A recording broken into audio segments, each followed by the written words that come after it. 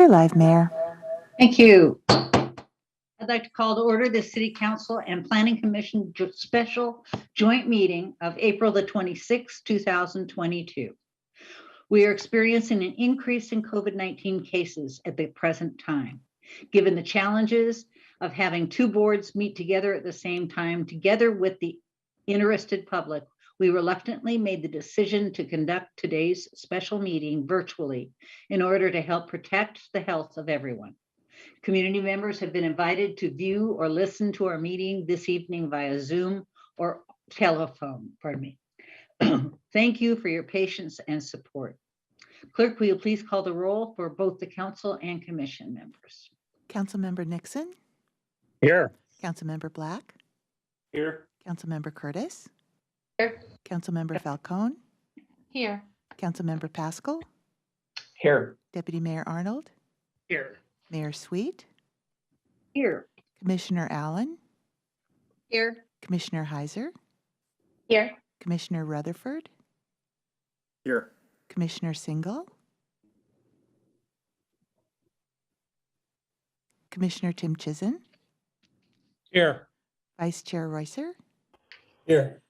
Chair Rosman. Here. Thank you. I'm going to turn it over to the city manager in just a minute, but for discussion purposes, as we go through this meeting, I'm going to try and use the raised hand feature so that I can use the participants form and keep up with who's on top, if you will. So we will use the raise hand feature. And with that, I'm going to turn it over to the city manager. Okay. So thank you, Madam Mayor, members of the council and members of the Planning Commission. Thank you so much for joining us tonight. We appreciate you giving us the extra time for this critical issue of the stationary plan. We're going to have a presentation night with plenty of time for pausing between topics and dialogue between the commission and the council. We encourage all members of both bodies to please give us your thoughts throughout. Here to make the presentation is our senior planner, Allison Zeich, and Bethune Consultants partner, Aaron Ishizaki, and the associate principal, Brad Barnett. I do want to say we also have quite a few Kirkland staff available for tonight, but I'm going to ask them and me, we're going to all turn off our cameras during the main presentation, just reduce your visual clutter. But if any of us speak, we'll turn our cameras on and we're going to be available and watching and actively participating. So with that as an overview, I'm happy to answer any questions before I turn it over to Allison. Any Questions from anybody? Okay, we'll just call them as they come. All right, thank you, Madam Mayor. Thank you, City Manager, and good evening. Thank you, Madam Mayor, for having us council members and planning commissioners. We're excited to be here with you tonight, as the City Manager mentioned, with a whole host of staff and our consultant team here to answer questions and help guide your discussion through several important topics around the station area tonight. So we've put together a suggested agenda for you. As the city manager mentioned, we're suggesting that we split this up into segments so that we can give you a short presentation on each of these 4 items you see here. First, the station area policy direction, some details about the form-based code for the commercial mixed-use district, some key issue updates, and then a short discussion of the station area names. Our plan is to give you a brief presentation on each of those items and then open it up for discussion between council and commission. So if that works for you, we'll remind you kind of the time we have slotted if it's helpful.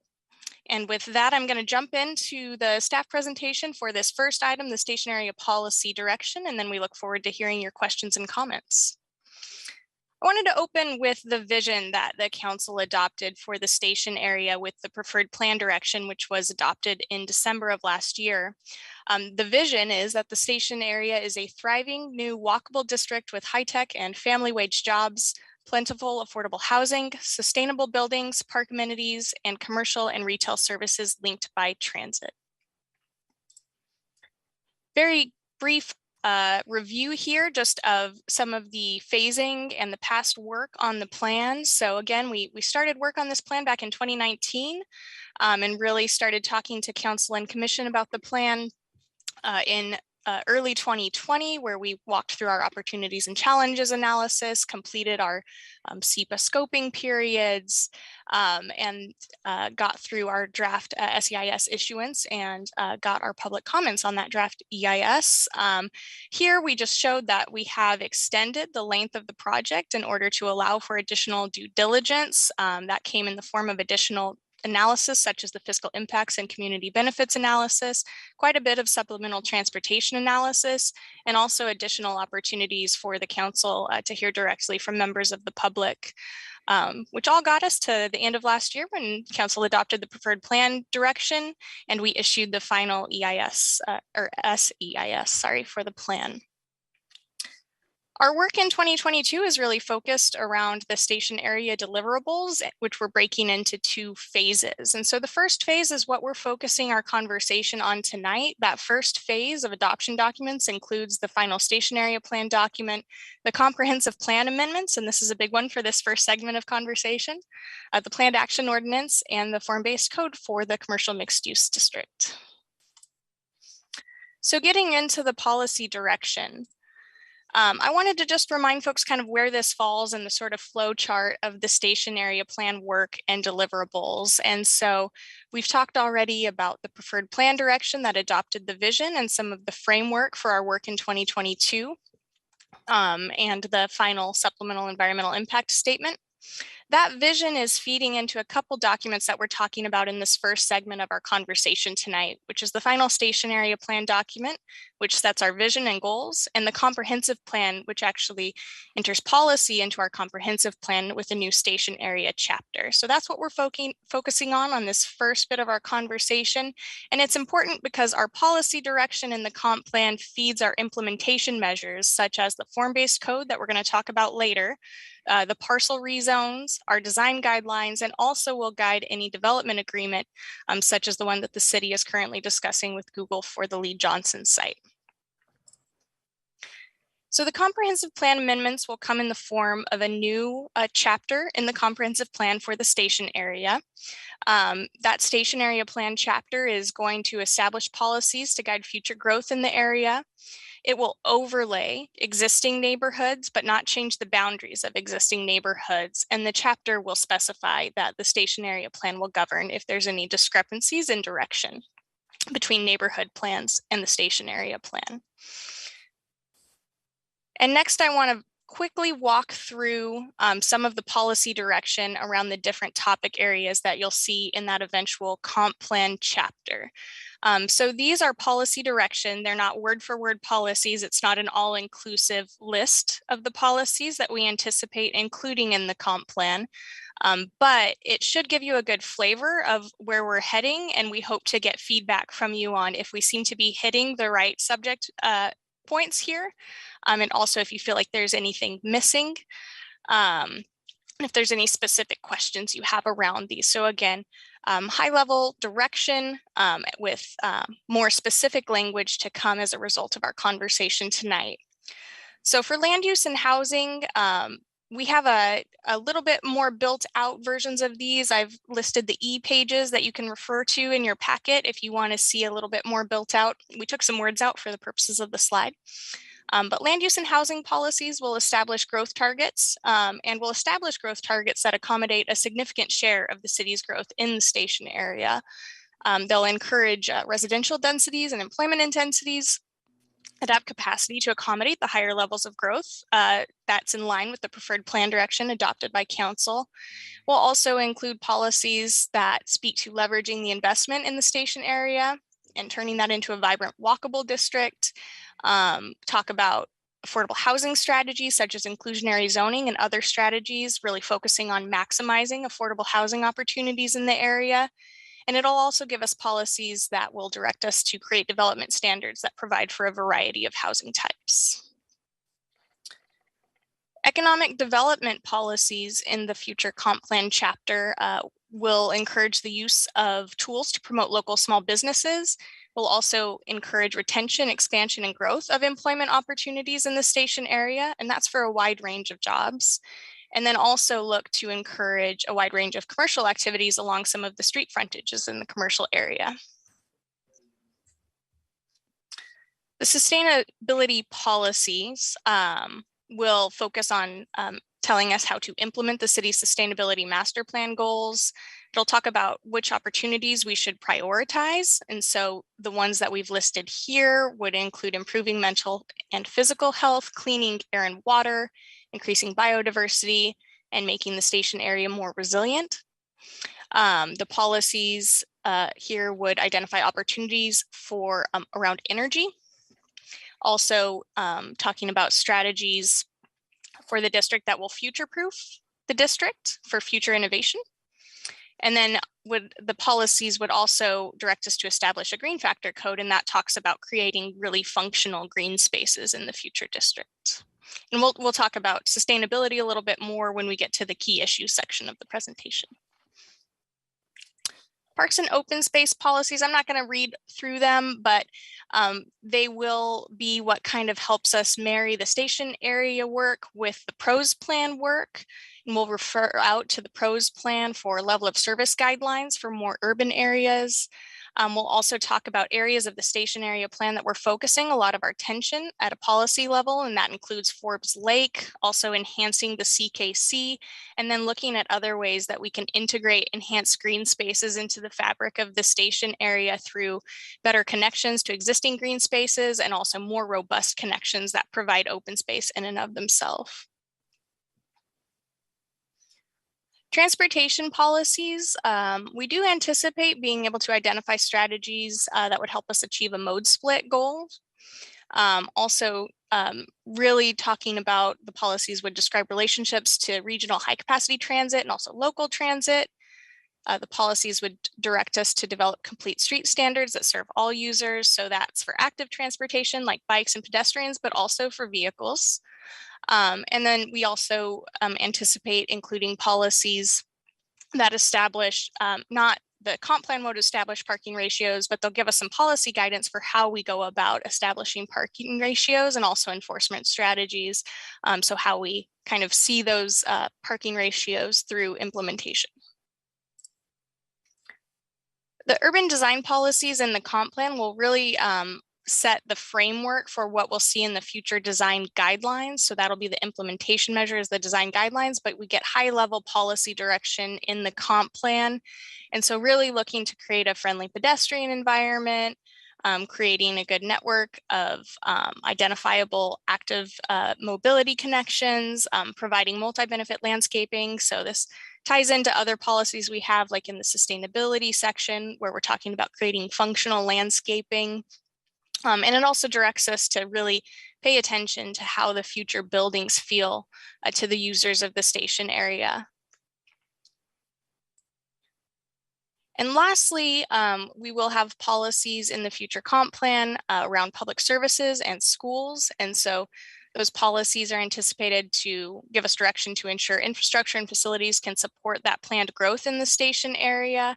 And we'll also start to talk up in those policies about how we can enable Lake Washington School District to build additional school capacity through things like developing on existing school sites, but also how we can help create implementation strategies that could help them incorporate school spaces into private mixed use development in the future. So it's a very high, very quick overview of the policy direction that we're looking at for the station area. And with that, we've included some question prompts for the council and commission. I can either leave these up, Madam Mayor, or I'm happy to take the screen down if you'd like to see. Actually, I think that leaving the questions up makes as much sense since we can't get everybody on one screen anyway, really. Okay. So discussion, folks. Who wants to start off?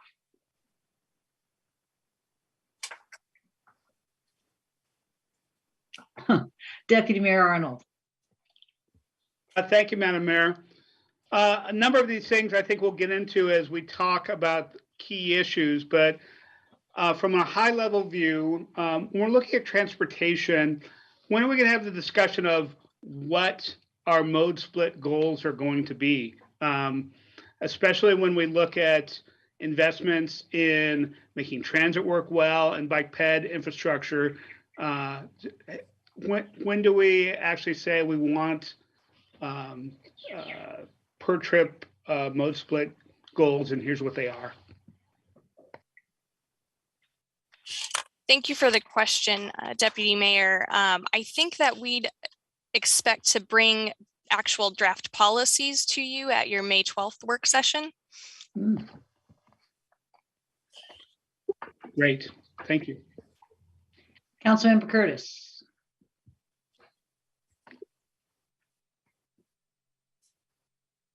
Kelly, you're muted.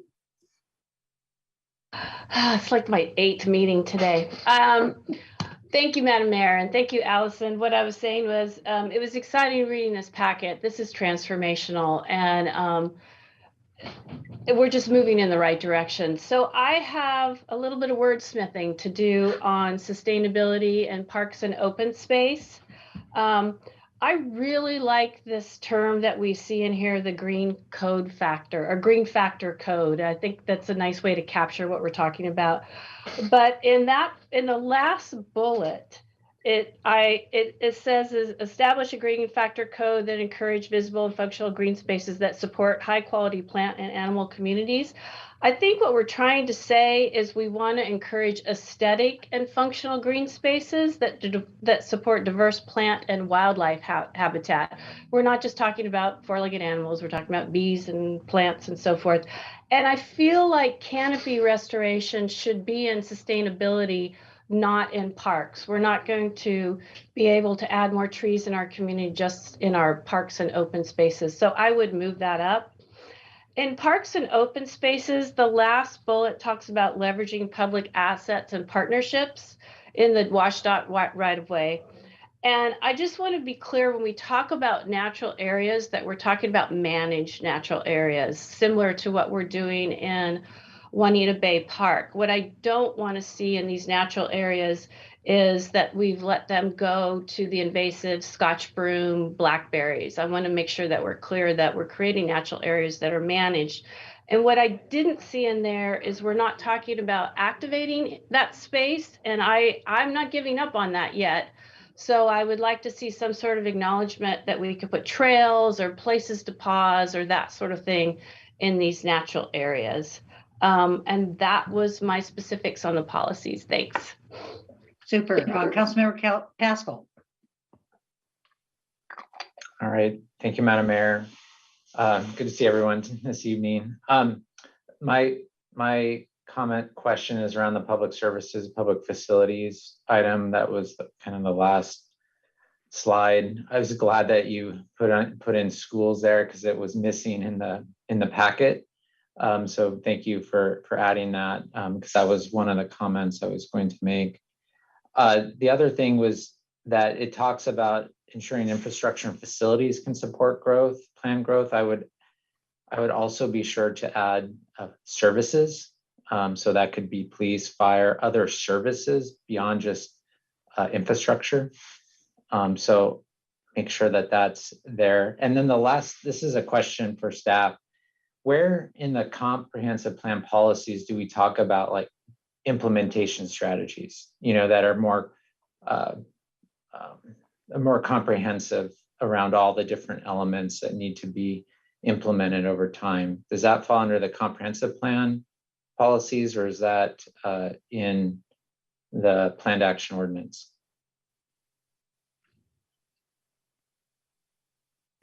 I'll take that one. The comprehensive plan has as a whole document, has a chapter devoted to implementation.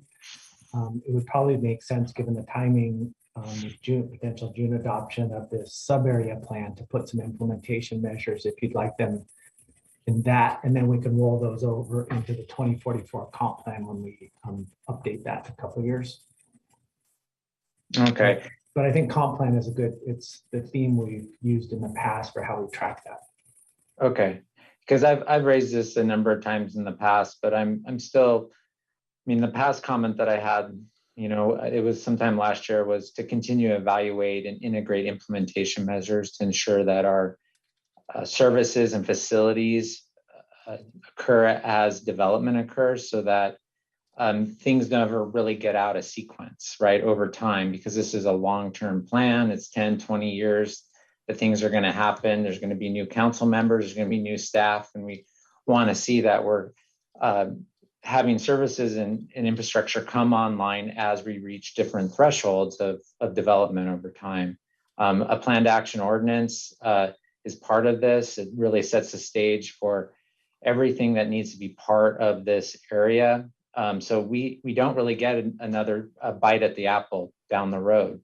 Even if conditions change in 10 years, we really need to make sure that we have the infrastructure and the services and know kind of how we want those to sequence over time, because development basically gets a green light after we adopt this, right? There's no a reevaluation of impacts or anything like that. Now is the time to put that into our documents and our plans. And I'll give you an example, just so, because I'm kind of talking in planning speak right now.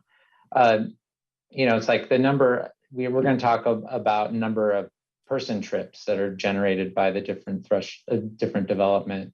And so how do we make sure that infrastructure is built at this, in sequence, so that we don't have all this development, but then not have the infrastructure come along, right? Same thing can be said about services and schools and so forth. So really looking for that to be part of the policy. Thank you. Thank you. Councilmember Falcone. Thank you, Oh, Madam I'm Mayor. sorry. Did you want to respond?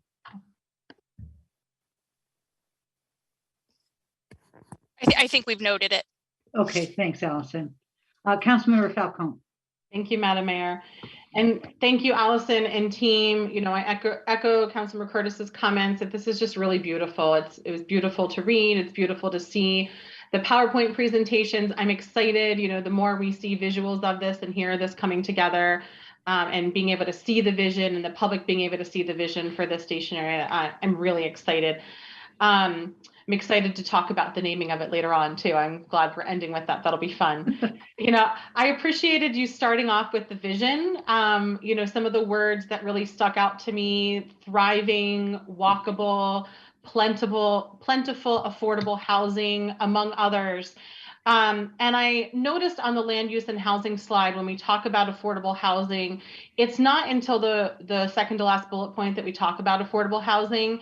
And it really just kind of says, additional strategies to maximize affordable housing. I really want to make sure, in my mind, this is one of the top priorities. I know we're going to be discussing this under key issues, but I just want to just highlight that as a top priority in my mind for the station area, that we need to continue to push ourselves to do better, to be bolder in everything we can do to increase affordable housing, particularly in this area. As we heard at our last council meeting, homelessness is a housing problem, right? So we need more of all types of housing. The more housing stock we have, the more people that will be housed, right? And the fewer unhoused folks we have. So yes, we need housing at all price points, but we really need to be intentional, particularly in our high socioeconomic area, to be really intentional about low and moderate income housing and making sure that we're really targeting that. So want us to continue to just highlight that and focus on that. And then, as we talk about being thriving and walkable, I can't help but think about, I've been thinking a lot about kind of our downtown core currently and how successful the evenings on Park Lane have been and the parklets. And I know that's a conversation for another day, but when I think about a thriving, walkable center here, I can't help but think about such an environment where we have a lot of outdoor space, not just park space, but for commercial and retail, where we have, restaurants and retail, folks being able to have markets out there. So I would love, for us to do what we can in this plan to really encourage the creation of those kinds of spaces, those kinds of gathering spaces for our community here. Thank you. Thank you. Commissioner Allen. Thank you, Madam Mayor. And again, thank you, Allison, for putting together this great packet. And something I love that we're seeing is we look at the community benefits that have been identified earlier and how they're really interwoven into all of these various topics. And the other thing I really appreciate is that in almost all of them too, we're talking about pedestrians.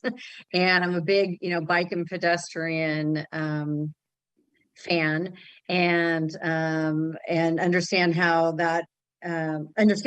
that plays into our green spaces and our roads and how those are built, and just the accessibility and safety of our complete streets. It's really encouraging to see all that, as it helps the community, helps the health of community really mentally and physically as well. And certainly all plays into our idea of this, 10, 15-minute neighborhood that we're endeavoring to build. So thank you very much for that.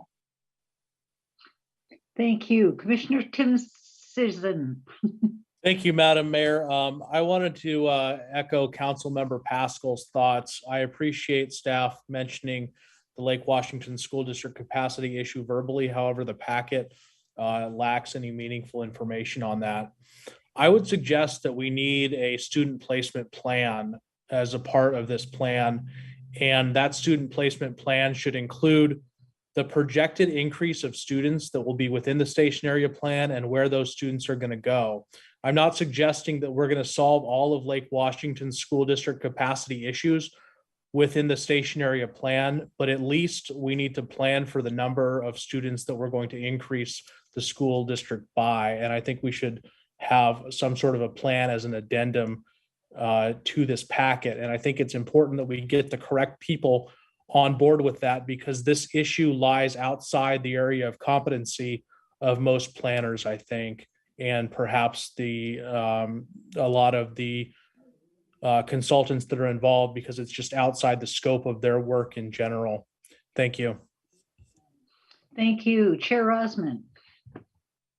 Hi, and apparently my video is not working, so I will just be talking at a screen.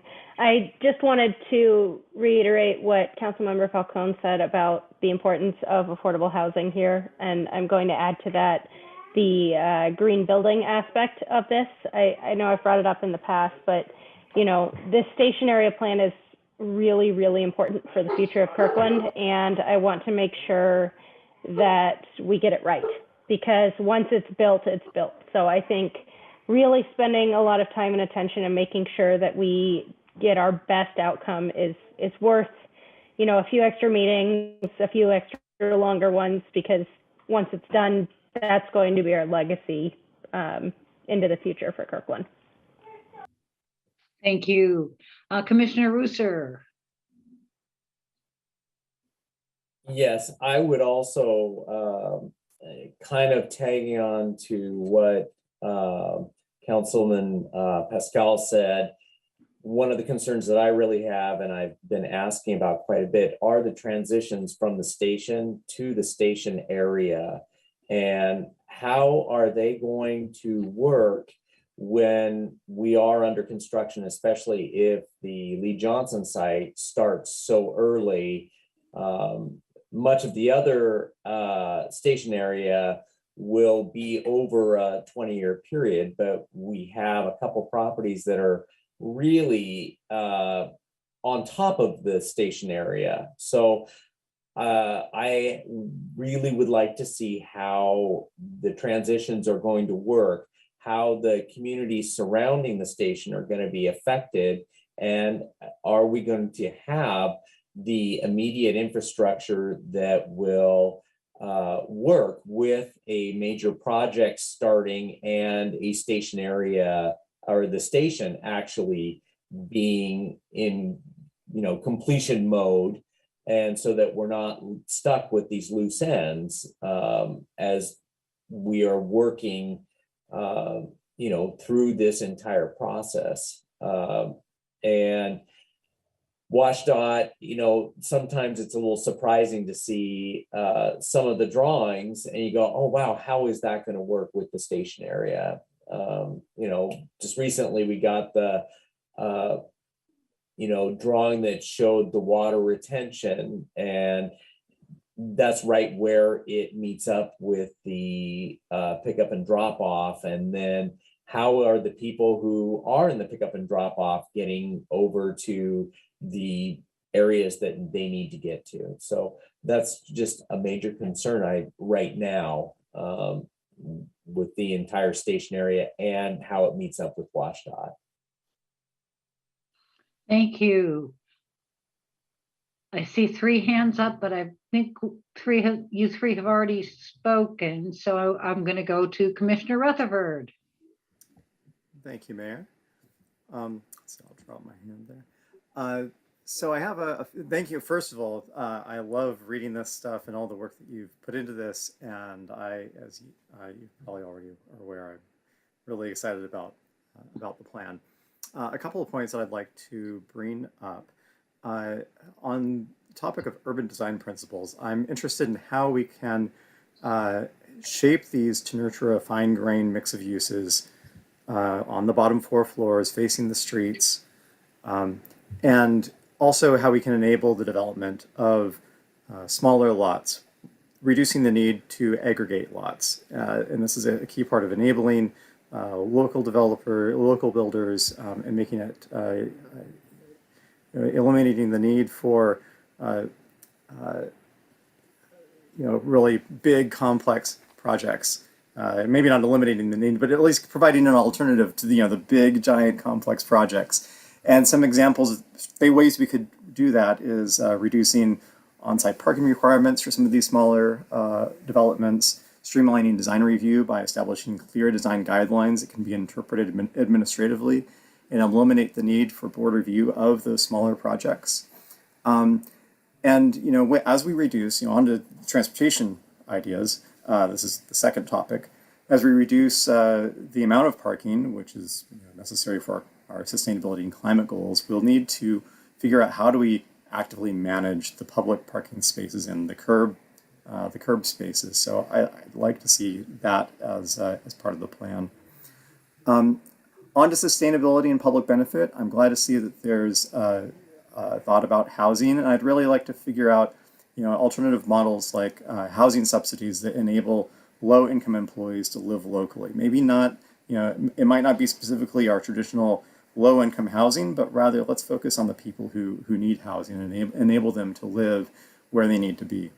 And then finally, one thing I haven't yet seen discussion of in this is considering this area as a potential recipient of the transfer of development rights.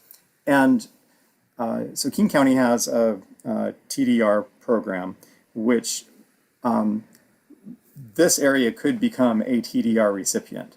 And in doing so would help preserve some of the rural and undeveloped lands in the outer parts of the county, or other areas that are designated for, or that are desired for preservation. And in addition to environmental sustainability, this could also contribute financially, because my understanding is that King County, when development is created, then that becomes the property taxes become a new source of revenue, or additional source of revenue for all of the jurisdictions that take in revenue via property tax. My understanding is that if for areas that receive transfer development rights, King County might offer a portion of their share of the property tax increase. They might offer part of that share to the city. I don't know the details of how that works, but it's something I think might be worth looking into to realize both environmental sustainability and financial sustainability. That's it for me for now. Thanks. Thank you. Does anybody in planning have a response to the transfer of development rights issue? Has that been incorporated into our thinking at any level? I don't remember it.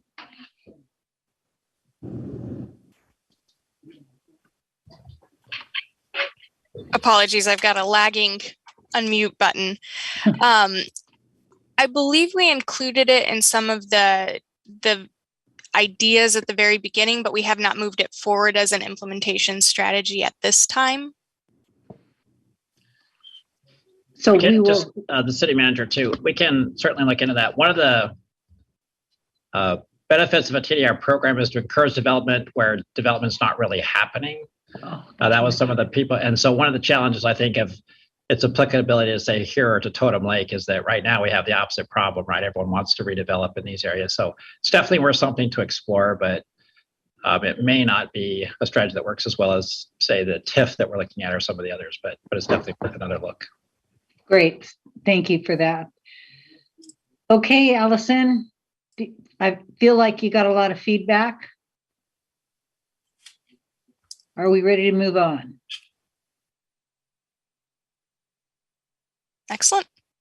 We can do that. Thank you for the comments and the questions. Those are super helpful. We appreciate those. So next, we will move on to a discussion of the form-based code concepts, and I'm going to ask our team members from Methuen, Brad Barnett, Aaron Ishizaki, and Sandra Gerges are here to help cover the form-based code concepts. I think Brad's going to be on first.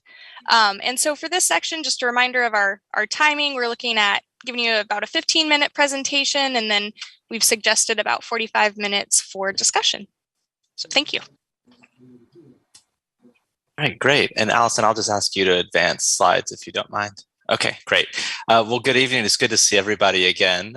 Excited to be able to share a little bit more detail about form-based codes, which we've talked about in broader terms in previous conversations. And as Allison said, we're pursuing a phased approach. So tonight we're going to focus on the commercial mixed use district, but a lot of the concepts will apply to other districts in the future as well. Next slide, Allison. So just a recap of sort of what a form-based code does and why we're pursuing it here. A form-based code, as the name implies, is really focused on the physical form of development. So it allows us to use it as a zoning tool to really codify the urban design intent, that is to translate the vision that we've been talking about in the previous section into regulations that reflect that urban design intent.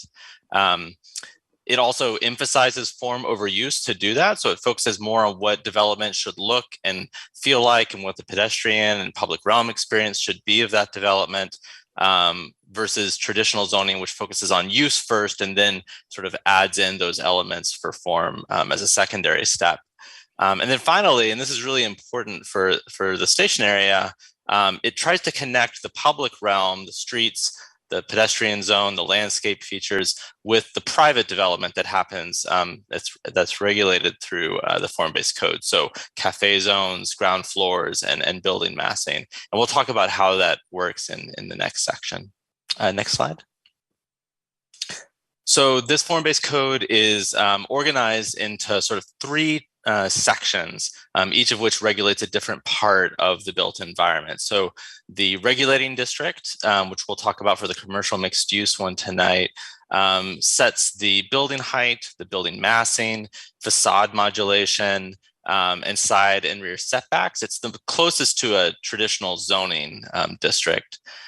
Frontage types, that second category, really focus on the ground floor, the base of the building, and how that meets the public realm. So this regulates things like front setbacks, ground floor design characteristics, and then anything that happens in the private parcel side of the frontage. So cafe or amenity zones or entries or things like that.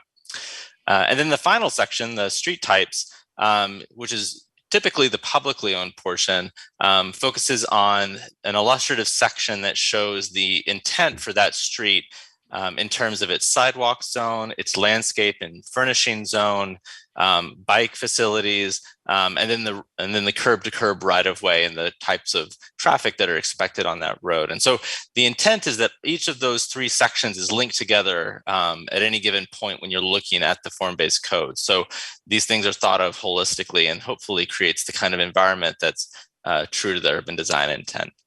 Next slide. So this is a graphic you saw during the preferred plan development. This is the regulating plan that establishes the districts for the form-based code. As I said, this is similar to a zoning map. On this one, you can see that the colors represent the different form-based code regulating districts. We'll talk tonight about that red one, the commercial mixed use. And then the heights that you see here denote the maximum envelope is what we're calling it. So if you were to take advantage of the full future incentive zoning framework that we're building, this would be the maximum height that would be allowed we'll eventually update this to include the base height that would go along with that as well. And so this sort of sets the frame for that conversation. Next slide. And so this is an example, a sample of the regulating district for the commercial mixed use.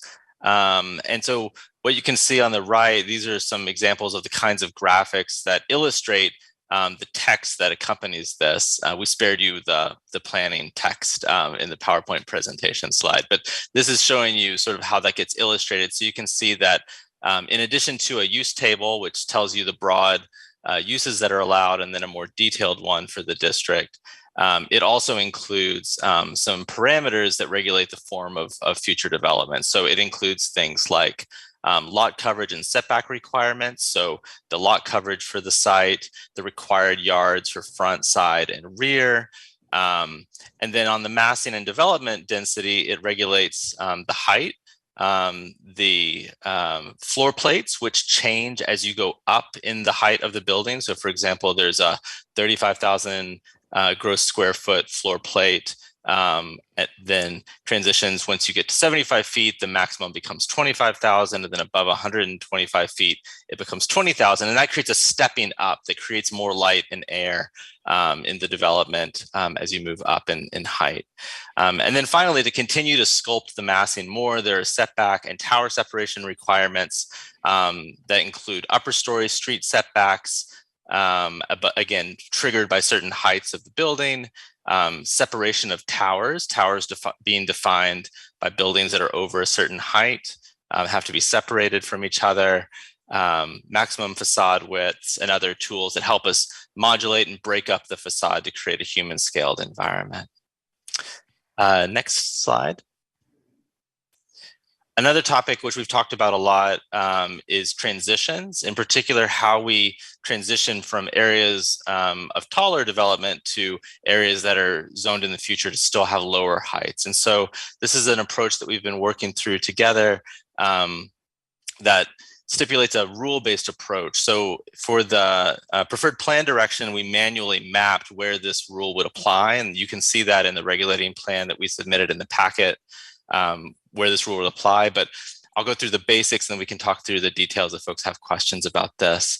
The basic rule would say that transitions are required if the maximum height for the subject parcel, so in this case, the one that has that red box over it, if the difference between that maximum zoned height is greater than 30 feet above the adjacent parcel's maximum zoned height, then transition would be required. And so what we're trying to do here is to identify where a transition will really impact the adjacent parcel. And so once that rule has been triggered, then there's a set of steps that you would need to follow as a designer and a project developer that involve an initial setback from the property line of 15 feet, and that needs to be landscaped according to existing city code requirements. Thank you, Allison. That's number one. Number two then requires you to go up to the maximum adjacent zoned height. So for example, that would be, thank you, where number two goes to. And then from there, there's what's called a sky plane. That essentially establishes an angle that you have to stay within. And that allows both light to continue to make its way to the adjacent parcel. It also prevents the building from towering over the adjacent development. And so those are the basic rules that govern the transitions. And those can be adjusted over time. But the policy of having this rule-based approach, we think, balances the need for predictability and flexibility when we come to managing transitions.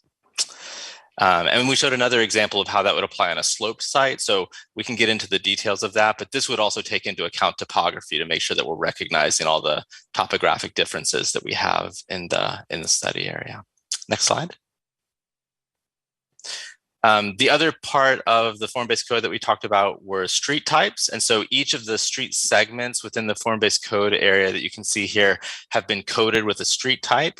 If you go to the next slide,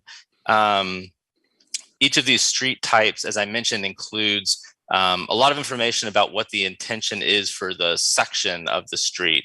That is to say, what the typical right-of-way width would be, what functional classification it would have for traffic planning purposes, what the adjacent land uses ought to be that match that type of street character. And then we'll get into the next section, which is talking about the frontages that are appropriate to have on that street type. If you go to the next slide. So these are some examples, again, summarizing a lot of good work that's in the form-based code about the street types. But you can see each of these specifies the dimensions for travel lanes, the curb-to-curb widths, the relationship between the different elements, the furnishing zone where seating and bus stops and tree planting can go, bike facilities and sidewalk clear zones.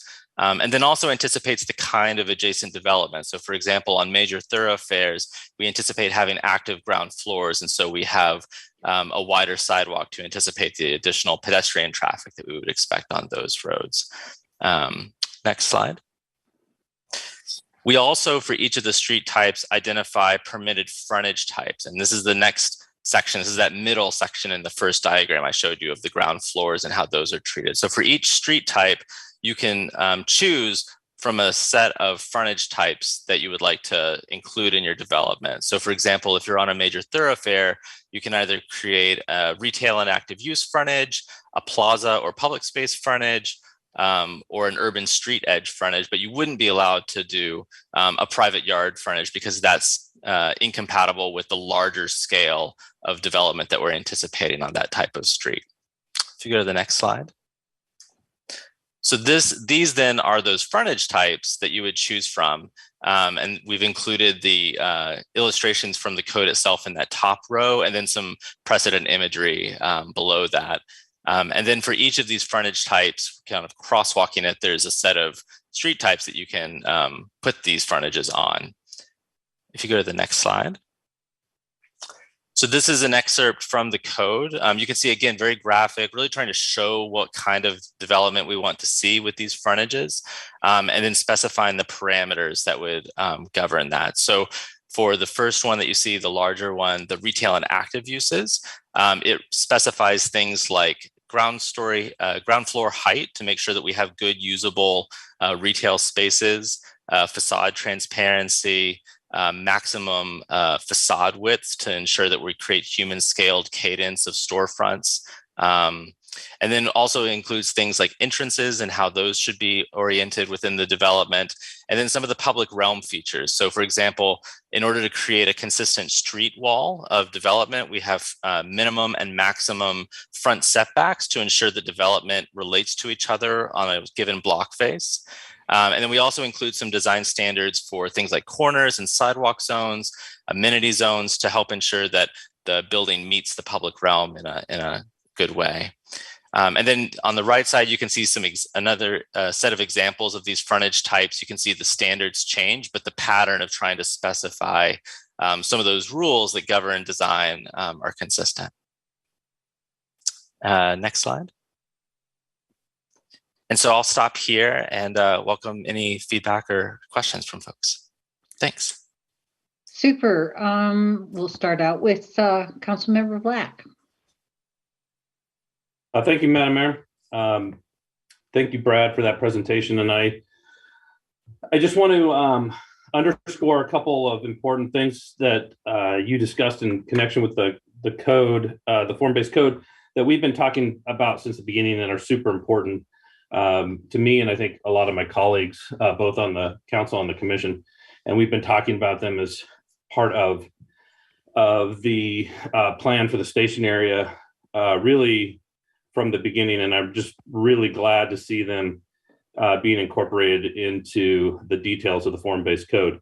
I particularly like the attention to the frontages and really creating pedestrian activated space. I think what we've talked about, or I'll speak for myself, what I've talked about is this station area being a new Main Street area, crossroads Main Street area of high pedestrian activation, and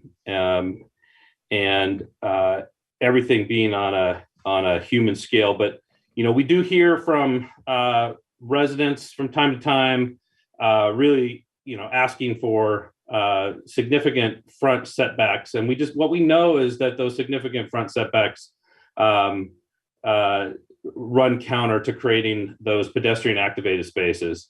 And so I'm really like what we're seeing there. And I like the detailed treatment. So there's a lot of attention to the cafe space, the pedestrian space, the landscape space, potential for protected bike lanes. I know we're going to get into that in the next section as well.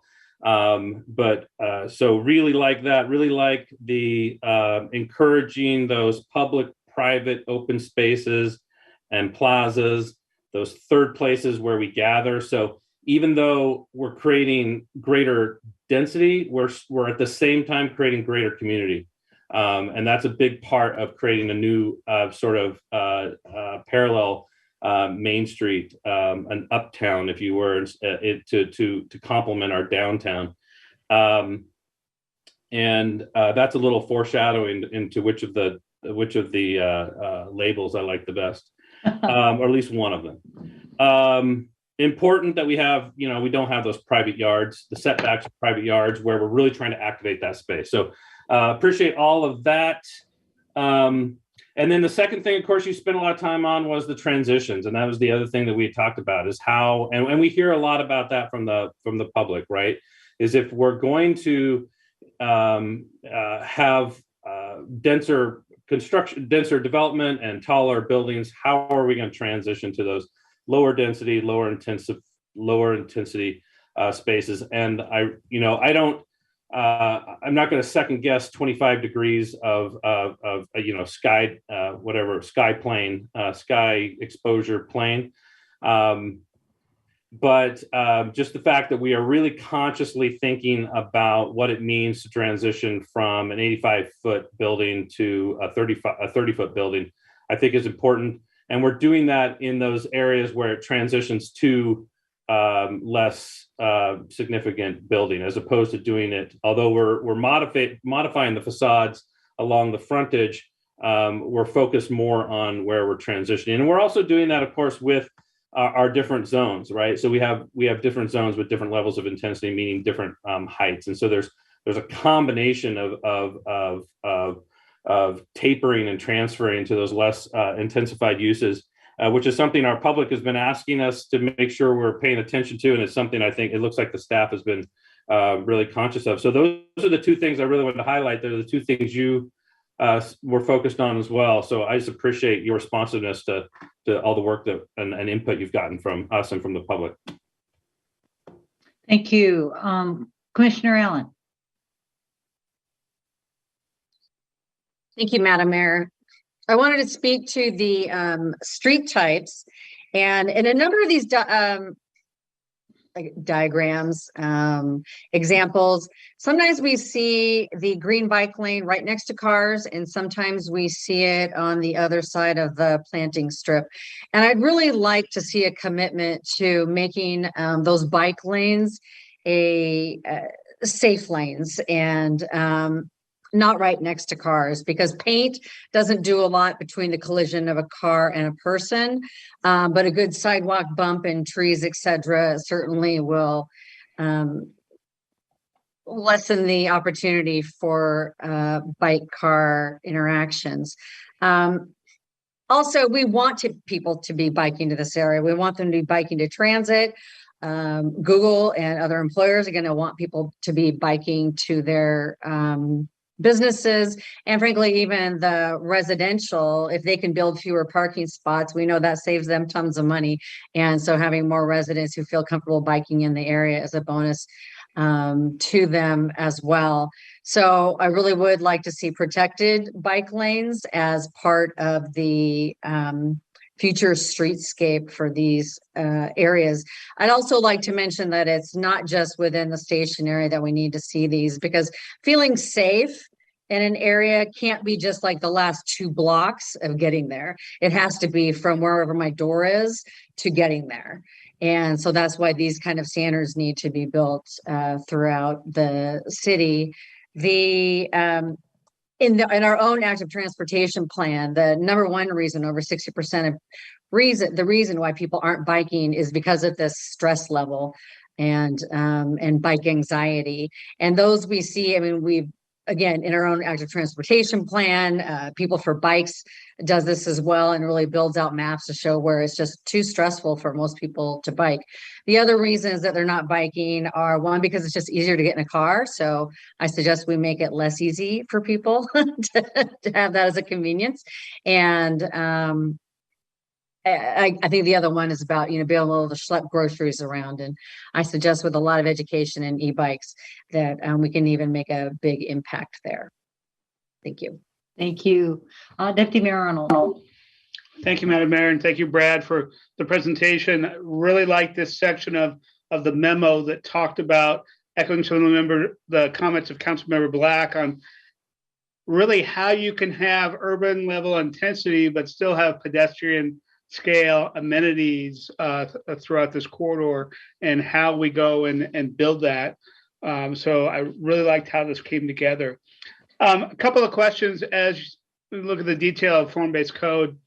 For all the things that we're trying to do to have this kind of activated streetscape, can you talk a little bit about, since we're no longer regulating uses, how do we help encourage? Normally we'd say ground floor retail or specific uses for that. Is that something that's still included? How do we make sure that the streetscape really has the things that people are going to be walking to and are interested in going to? Allison, do you or somebody from the planning want to cover that, or would you like me to? Can give a start to it, and then I'd love your help filling in the details. And so first, I think that the form-based code is anticipated to regulate use, but at a far more general level than the existing zoning code does. And so what we're doing is rolling up uses that are permitted or not permitted into likely 4 general categories. That would be commercial, residential, institutional, like schools and community centers, and industrial. And so in this zone, we'd be talking about permitted uses, including commercial and institutional. And then we'll also be creating likely a definition of what we consider active frontages in the station area that could be a little different than how we define them elsewhere. Specifically, we've talked a lot about including institutional uses like schools or preschools in an active retail definition, so that those would be have more flexibility about where they can be located throughout the area. And then I'll kick it over to Brad to talk about how we can encourage more of that. I mean, Allison, you covered it really well. The only thing I would add is that some of the frontage types have requirements about what you can do on those ground floors and those frontages. And so, for example, the retail active use frontage requires that the majority of the frontage be an active use, and it would fall back to that definition that Allison mentioned for the use side, and then the frontage itself specifies the design parameters to accommodate that active use. Great. Thank you. And then second question, there was an item that you are regulating that says ground floor parking setbacks. And even though it was listed in the diagram, I could not figure out what you're talking about there and what you're trying to accomplish with that. Could you talk a little more about what that is? Yes, I think that might be one of the graphics that we need to refine a little bit further. So the intent is to not have ground floor parking be the street facing use, particularly on some of these street frontages where we're trying to encourage more pedestrian activity. And so it basically establishes a setback from the building before you could have parking as a use to introduce a liner use on the street facing side. Often that would be an active use, as we were talking about before. It could in some cases also be residential potentially as well. But that's the intent, is just to push the parking back to create more active pedestrian street activating uses on the frontage itself. So if there is surface parking, it would be behind the building or interior? It would be behind the building if it was surface parking. If it was structured parking that was occupying part of the ground floor, it would have to be buffered by an active use on the street side. Great. Thank you very much. Mm-hmm. Thank you. Councilmember Pascal. Thank you, Madam Mayor. Thanks, Brad, for the presentation. I noticed that you had a number of nice graphics and figures in the presentation that weren't in the packet. And so I'm wondering, are those going to be available for us to comment more on and for the public to also see in a document? Thanks for the question, Councilmember Pascal. We'll post this presentation up by tomorrow on the project webpage. But I'm also happy. I think we're doing pretty good on the suggested timeline, so we're happy to go back to any of the slides if you want to take another peek to help our discussion right now. No, it was just I just want to have some more time to look at them a little bit more. That's all. At some point, that was the first question. The second, I guess, the comment related to that is on kind of following up on Commissioner Allen's comments around the streetscape and street design. I guess I'm just, one of the reasons I had asked for additional information about kind of just the magnitude of trips that we'll be accommodating in this area over time is to really understand, to see if our design standards are matching against those. So is the 8-foot sidewalk really going to be enough for the magnitude of people that will be using that corridor? We're talking, when I was looking at the back, you're talking over 3,000 ped bike trips an hour. So I recognize there's a number of streets in the area, but are we really thinking big enough, I guess, is the question. Are those balanced and matched against the magnitude of development that we're thinking about, both from like the bike and pedestrian experience? And I'm not talking about 85th, I'm talking about the side streets, like the 120th and so forth. That's kind of what I would ask, and make sure that we kind of relook at that now that we have that updated information in the memo that was in the packet from Fair and Pierce. Thank you. Allison, you got that? You don't need to respond? Okay. Commissioner Rutherford. Thank you, Madam Mayor.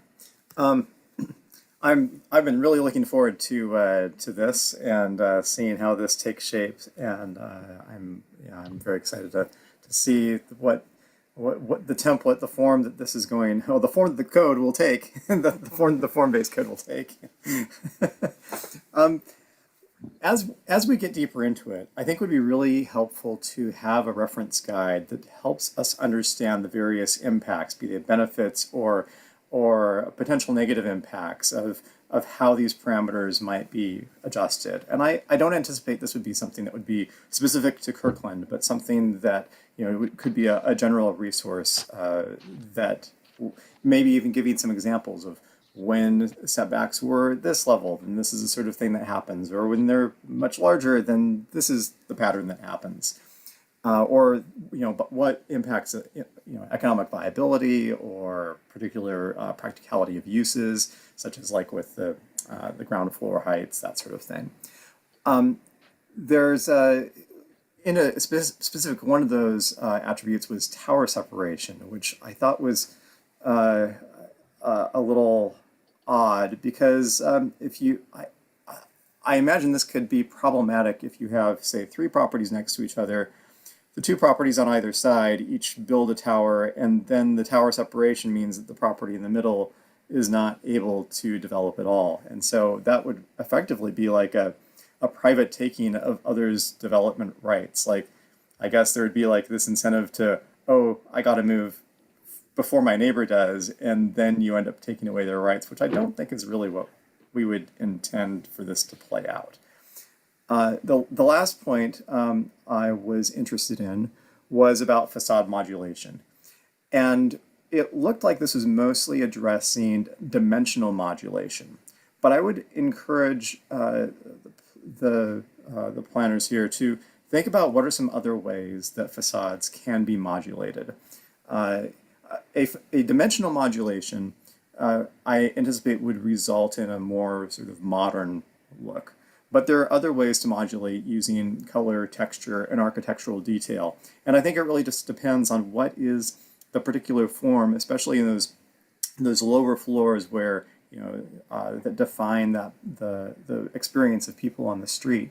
How do we want those to look? How do we want this space to feel? If our only tool is dimensional modulation, I'm afraid that that might pigeonhole us into a particular look before we really intentionally decided to go that route. And that's it for me. Thank you.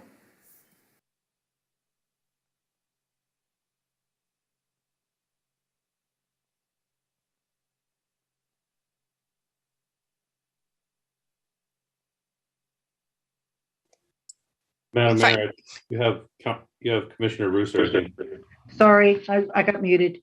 Commissioner Rooster, go ahead, please. I'm very happy that the form-based code is actually specifying the stairbacks and setbacks, because that is so difficult on these projects. And when the builders have to, already have it spelled out what they should be, it's so great.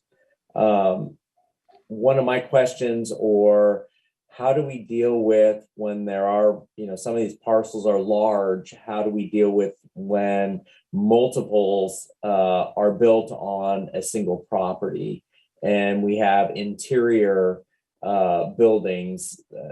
I was thinking about that when, I was looking at, so we have a 250-foot, that definitely has to be stared from the street and from other properties, but how are they working within themselves?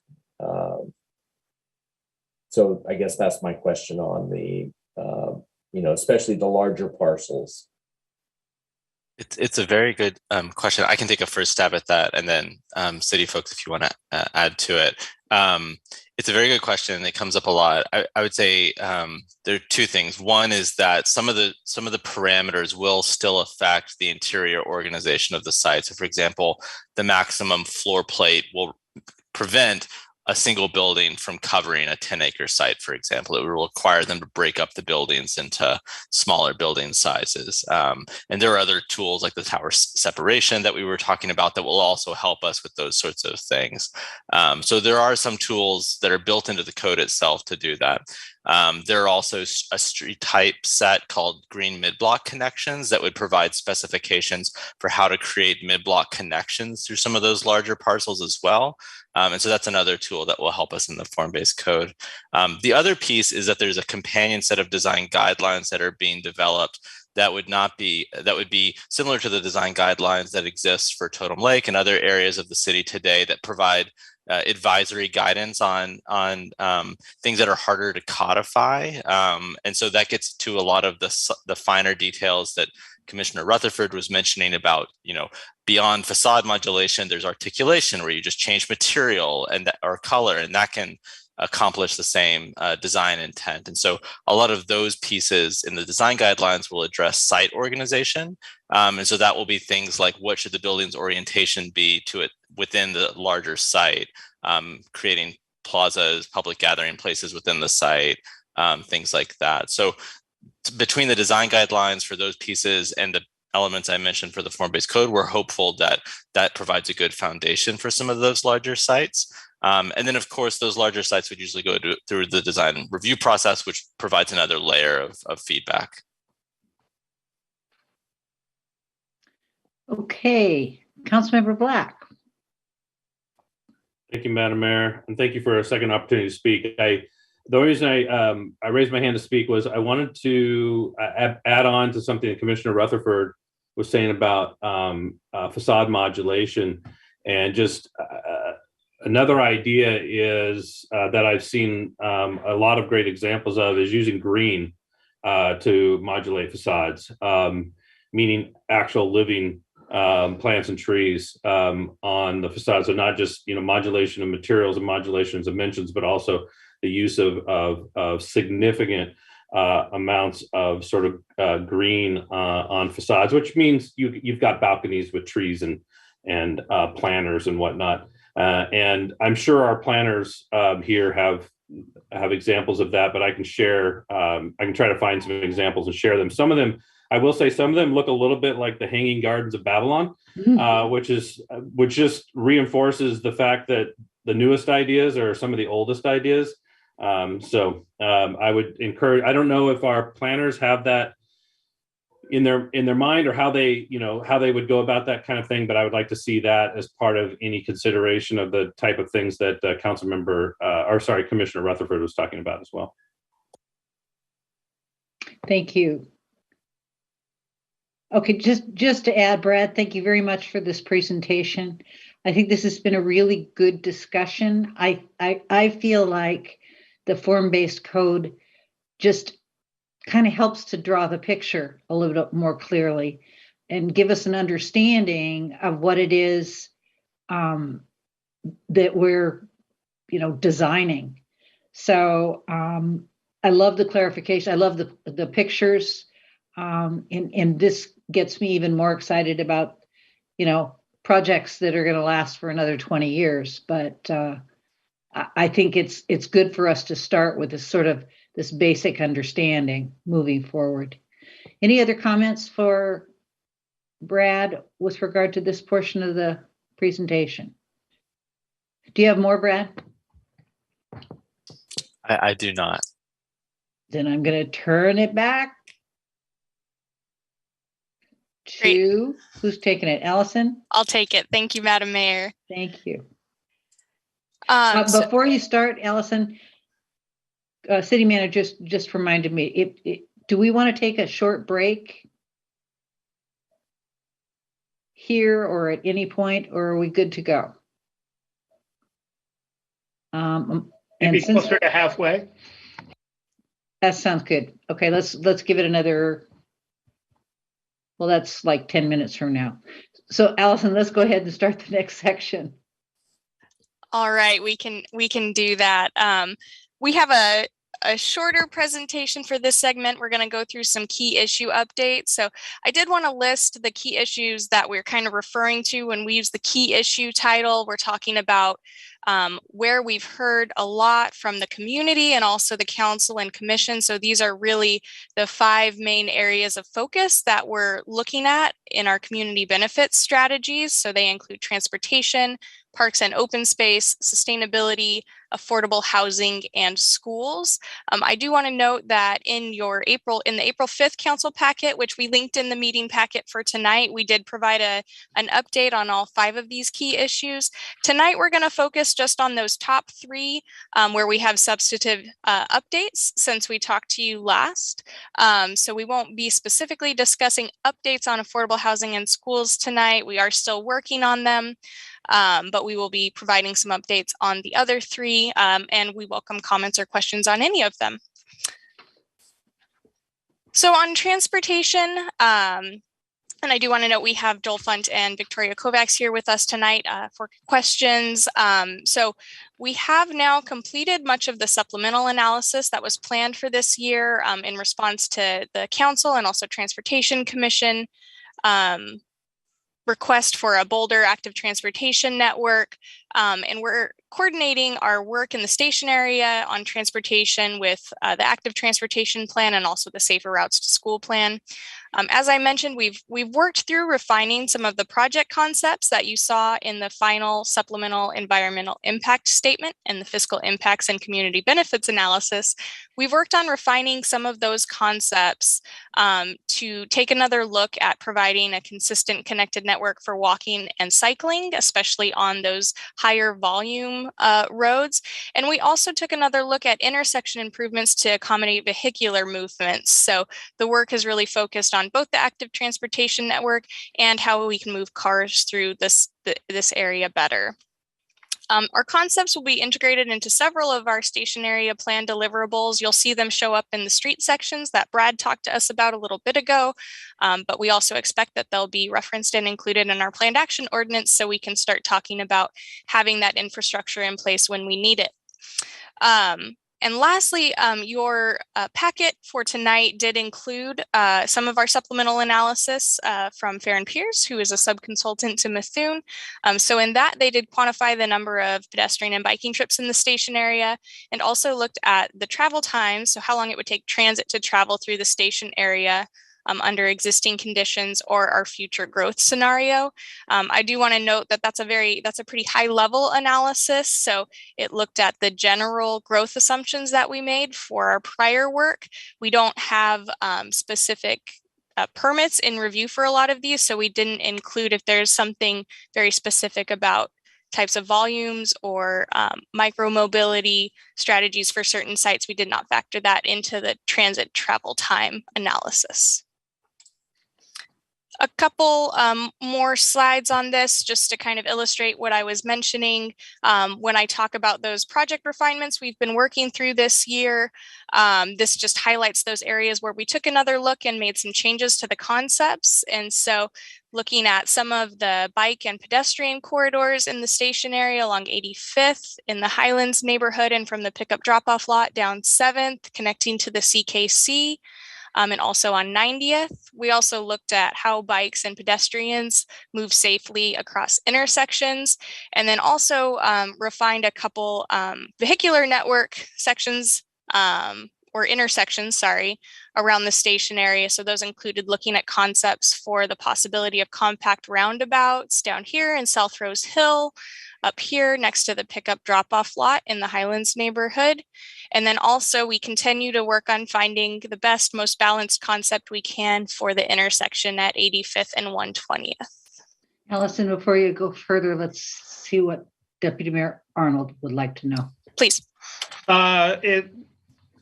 Perhaps if you're going to finish transportation, I have some questions when you get to the end of this section. Okay, that sounds fine. I've got one more slide. And so just wanted to share with this group, with Council and the Planning Commission, some of the feedback we've received from Transportation Commission on the refined concepts. We went through them in detail at their March meeting.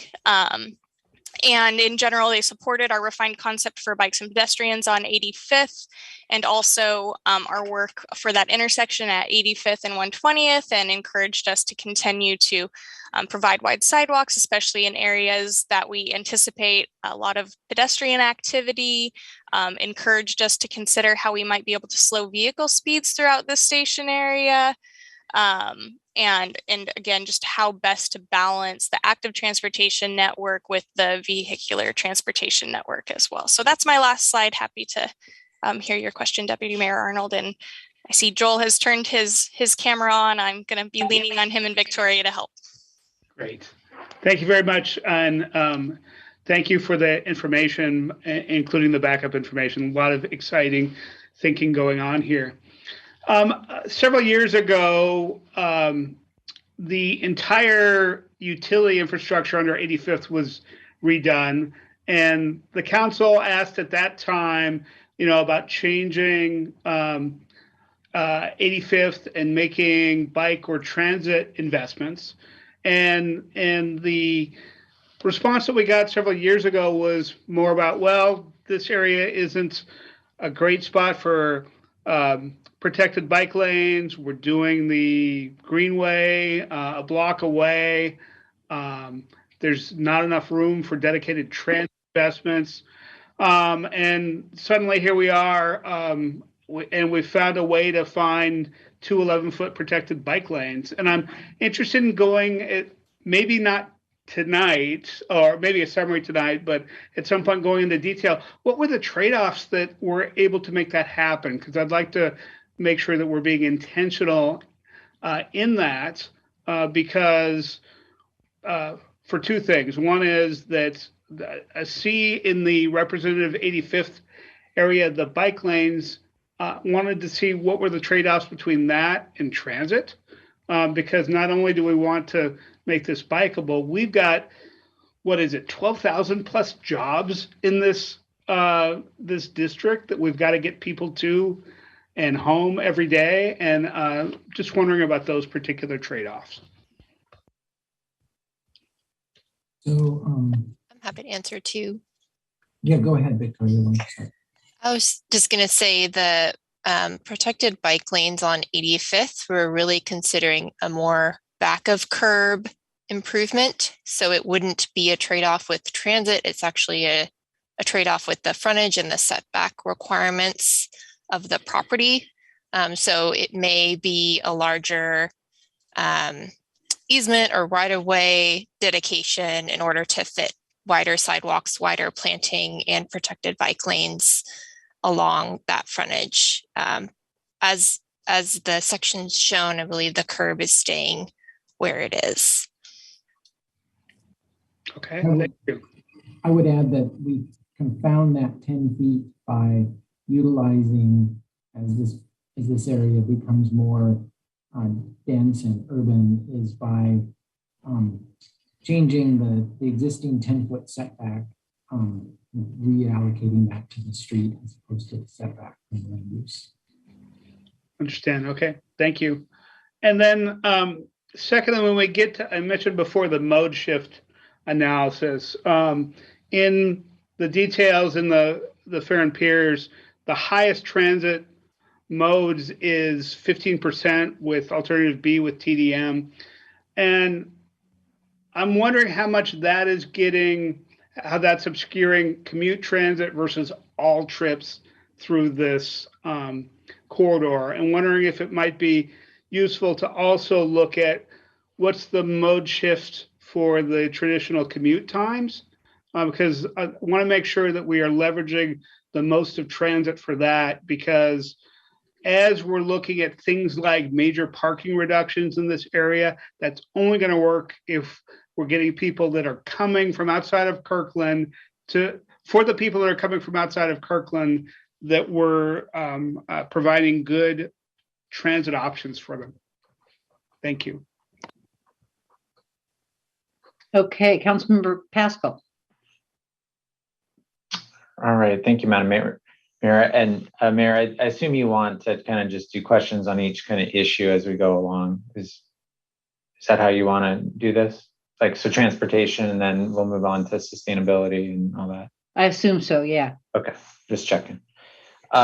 Yeah, so thanks for the updated transportation analysis. Really appreciate all the work, additional effort that went into this. I wanted to just kind of key in on two things, and these are things that, I mean, aren't going to be new because I've mentioned them in the past, but I kind of want to drill in just a little bit more.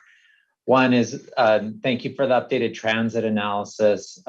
Happy to see that part of this, because after all, we really want to make transit work along 85th, not just the stride along 405, but connecting east-west through the study area. Really just want to avoid making sure that 85th becomes another corridor like Mercer Street in Seattle, where no one essentially moves. So one of the things that I was thinking about was last week at the King County Regional Transit Committee meeting that I am one of the representatives on that meeting for Sound Cities.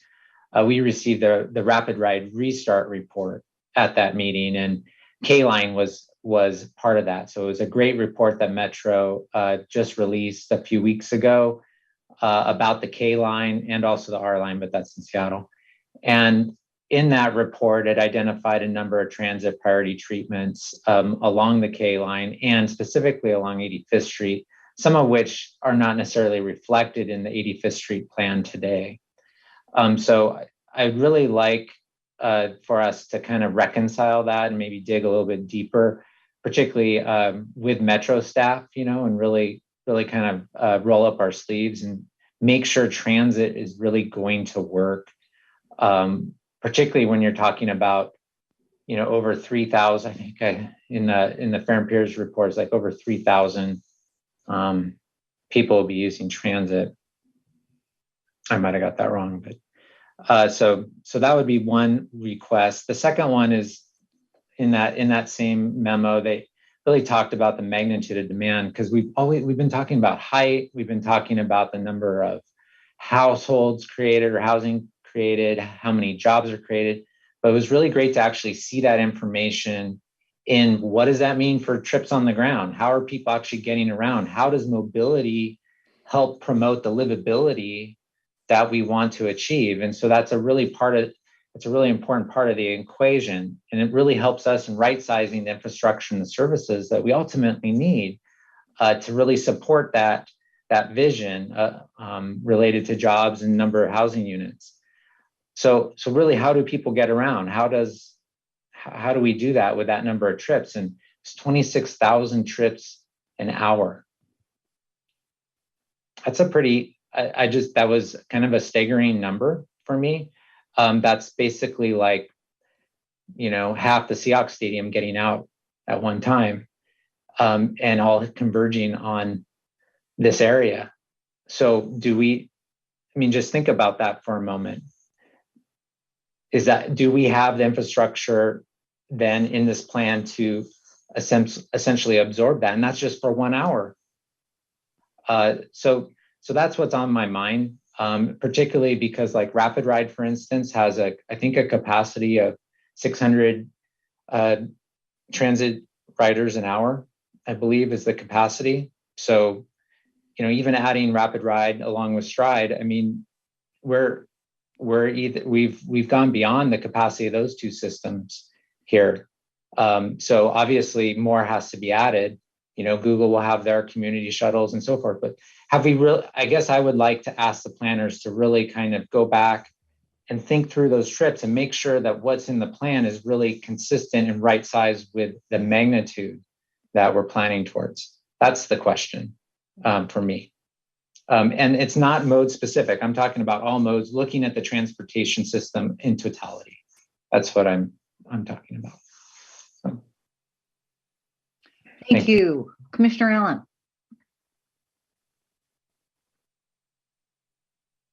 You're muted, Katja. Thank you. Thank you, Madam Mayor. And somewhat echoing on Councilman Pascal's remarks, these are kind of staggering numbers as you look at these charts and, how exactly accurate they are based on who's going to develop and when they're going to develop and what kind of modes are taken.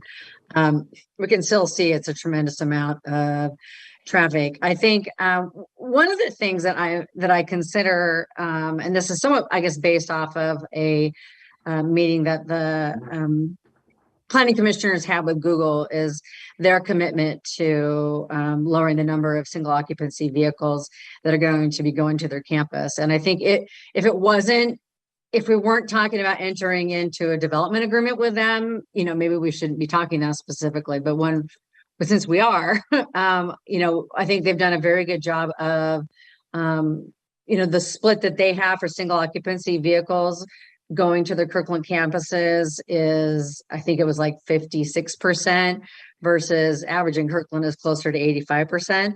And I know they're obviously going to be committed to wanting to have fewer parking spaces because those are really, really expensive to build. And I would like to see then if we're going to try to encourage something like that money can be spent perhaps elsewhere in helping us achieve these goals, not just helping for their company, but helping for the community at large. They talk about these, large number of bike parking and stuff they're going to have on their campus, but maybe we can also look at opportunities for them to provide bike pavilions or additional bike storage to help with the bikes that might be making it to the transit center, but have no place to park. I mean, that could be a lot of bikes. People are really wanting safe places to put their bikes, especially as folks are spending more money on their bikes, buying e-bikes, et cetera. And it doesn't have to be just about bikes. These are pedestrian facilities too. But I think that we have some opportunity for some asks there, and how they can be giving back to the community for allowances that we might allow for them. Thank you. Thank you. Okay, any other discussion? I have to kind of, Councilmember Pascal's description of half the did you say kingdom or I heard kingdom, but half of the football stadium or whatever stadium emptying at once is a pretty vivid picture in my mind of testing capacity. So I echo his concern or just his caution to the planners to make sure that we are looking at all modes and the impact on the whole system just in general. So anyway, back to you, Allison. Thank you, Mayor Sweet. So the next key issue we have is parks and open space. This will be a fairly quick one, but just wanted to provide a little bit more information about what we're working on and looking to include in the station area plan and the pros plan. So I mentioned this a little bit earlier, so I kind of got ahead of myself, but we will look to the pros plan out of the station area plan to establish a guideline for appropriate levels of service in urban areas. So that would include the station area, but could also cover other areas in the city. And then in the station area, we plan to include concepts. Some specific concepts, we're working on are an enhancement of Forbes Lake Park and concepts for parks and open space, but also active transportation through Forbes Lake Park. Enhancements to the CKC. One area, for example, would be where 7th Avenue meets the CKC at the border of the Norkirk and Highlands neighborhood. We think that's a great opportunity to enhance the CKC. And then also trying to point out in the plan where things that we're doing on the parks and open space also really marry up with what we're doing along with our goals and our strategies around active transportation and sustainability. So pointing out where all these things are coordinating. And then we talked to you about this a little bit last time, but also just pointing out we're still working through some of our economic analysis that's informing the incentive zoning program that we're working to build for that will be included in the form-based code. So we're continuing to analyze types of parks and open space that we can require perhaps in a base or as an incentive option from private development. So the things that we're evaluating include plazas. So those would be privately owned but publicly accessible plazas, pocket parks, on-site enhanced common spaces. So the idea that if a, say, residential development provides a really enhanced play area or dog run or something that does relieve some pressure from public parks if tenants in that structure have a better place to recreate. And then also looking at linear parks. So we expect to have results of that analysis to you at a future date, but that is what we're working on there. So I'll pause there. That's my last slide on parks and open space. If there are any questions or comments. Councilmember Curtis. I just feel like I'm so one track, and when Councilmember Black started talking about trees and balconies and stuff, I was like, yes, I didn't have to say it this time. So thank you, Mayor, for calling me out. I have to say that I really appreciated seeing this issue paper. It's a really creative, thoughtful strategy of how we can incorporate more green park space in the station area plan. And I think I said the other day that, we're kind of waiting for these two things to dovetail. So this gave us a vision of where we're going with the pros plan. So I was very supportive of everything that was in here. One of the crazy ideas I have, and I think I've mentioned this before, is rooftop public accessible rooftop space. And there are buildings in downtown Seattle, the Russell Building, where the public is welcome to go use that park that's on top of the building. So that is another thing that I would add to our sort of creative brainstorming wish list, is how we can add that. But I thought this was wonderful. And I am super excited about Forbes Lake being activated and creating a park in that space. So this was really useful. Thank you. And thank you, Mayor. You're welcome. Commissioner Allen. Thank you, Madam Mayor. I'm not going to talk about bikes this time, but I do things that I wanted to kind of talk about or mention in this. One is this idea of 120th Street being a main street and this connection between like the high school and Forbes Lake. I love the concept idea. A lot of that talks about having like street level retail and really making that an active space. And I wonder how that vision is going to come through. We've heard from Costco, which owns, on that west side of 120th, on the north side of 85th, probably like 3/4 of that land, and they've said that they don't plan on going anywhere. And on the other side, we have this new project going in from this Madison Development Group, which per all of the drawings and such that I could find anyway, they looked at focusing that retail inwards. And so I think, you know, as we look at how much time, effort, money, and what our real vision for activating that space is, I think we need to be realistic as to what's already going on there.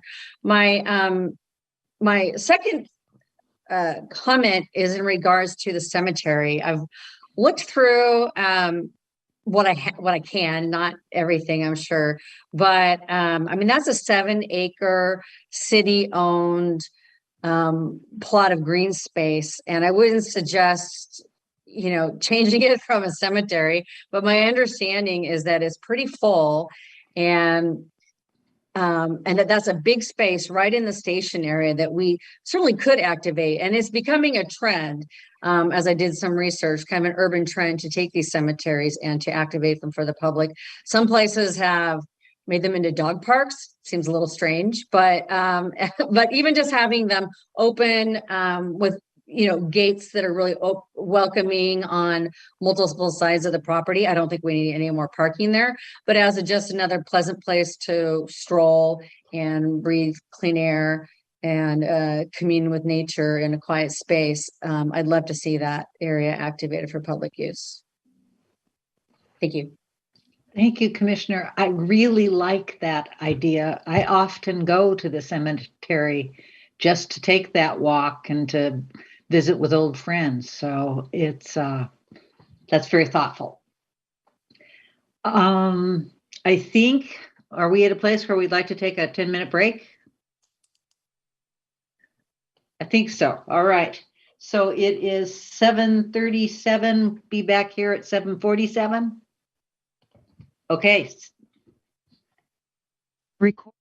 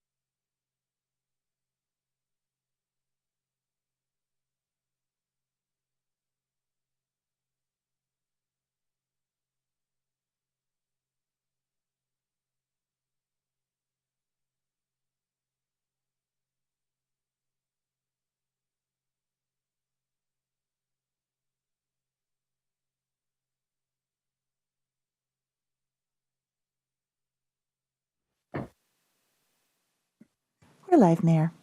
Thank you. We are back in session after a brief break. Should I turn it back to Allison? Yes, please, Madam Mayor. Thank you. So we're getting ready to give our next key issue update, which will focus on sustainability. So I'm going to go ahead and share my screen again and invite Erin from Methuen to walk us through our sustainability update.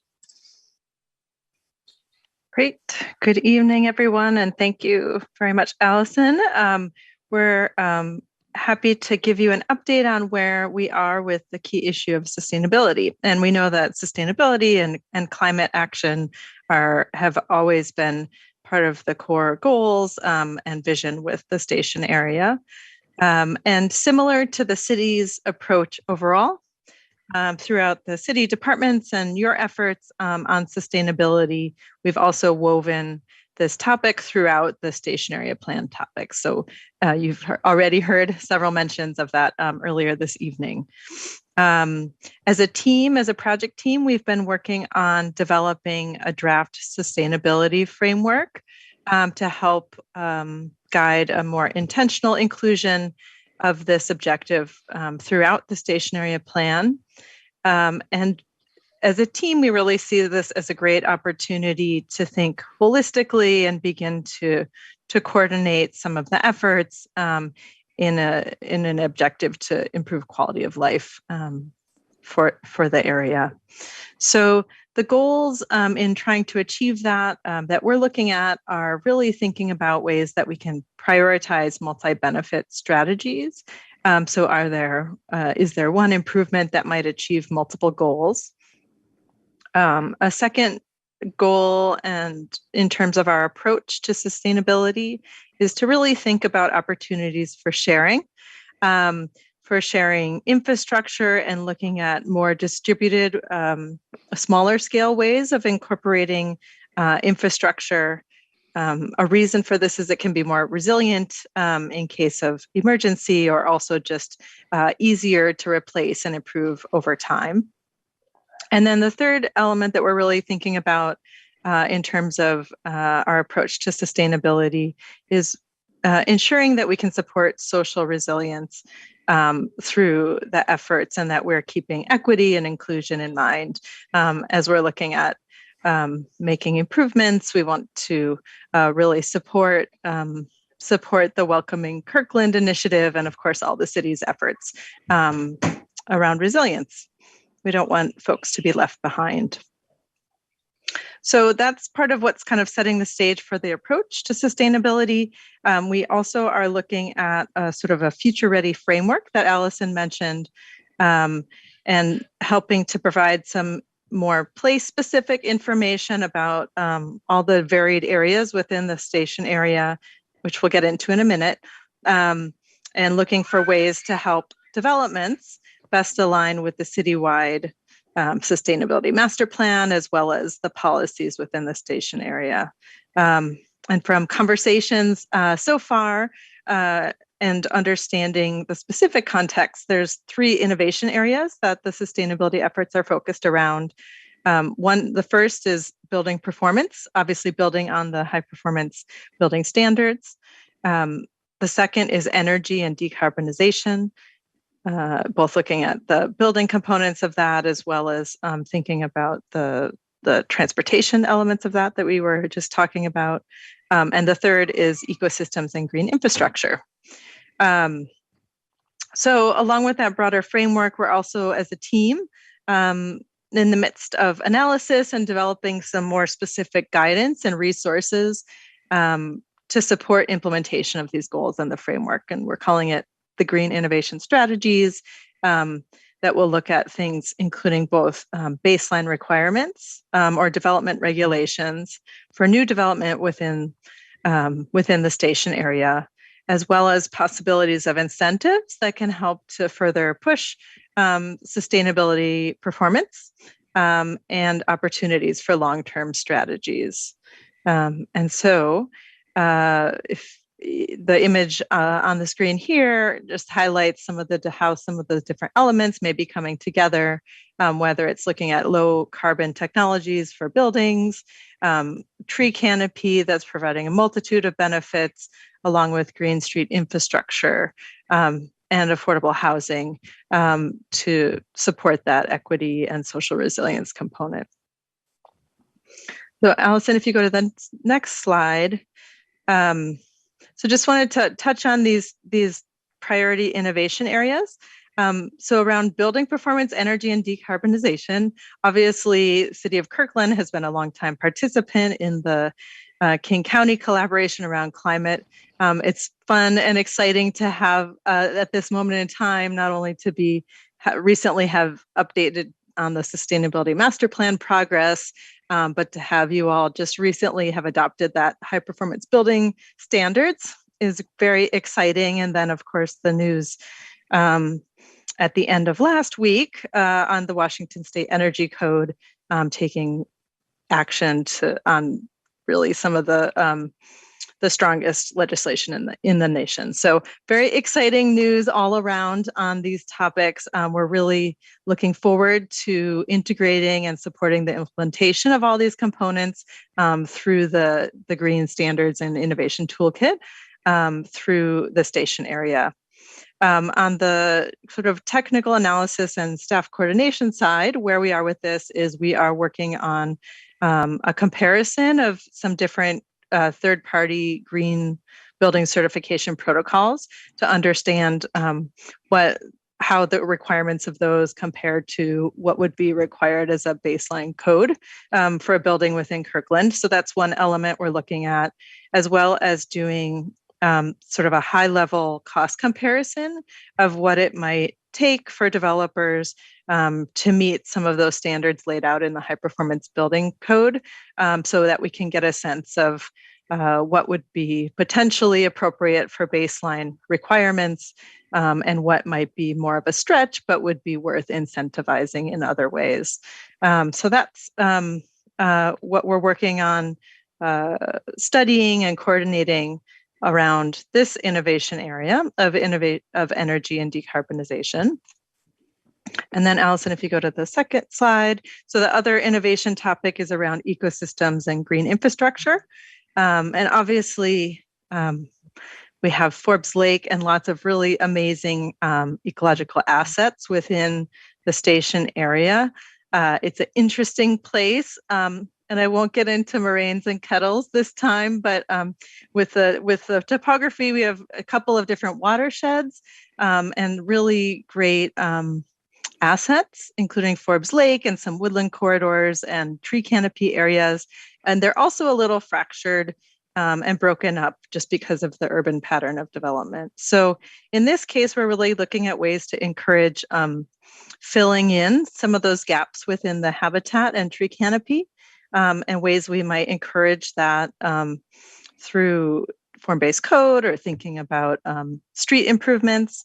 The other piece of this that you see on the right side of the screen is, as a team, we've been looking at the idea of a green factor code.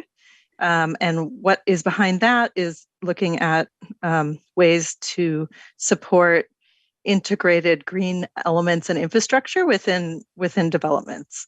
And so you see an illustration here of a few different ways that those might be incorporated, looking at things like landscape elements on the site, green roofs up on the roof, green walls, as well as quality benefits, like thinking about performance, habitat, food production, those types of topics.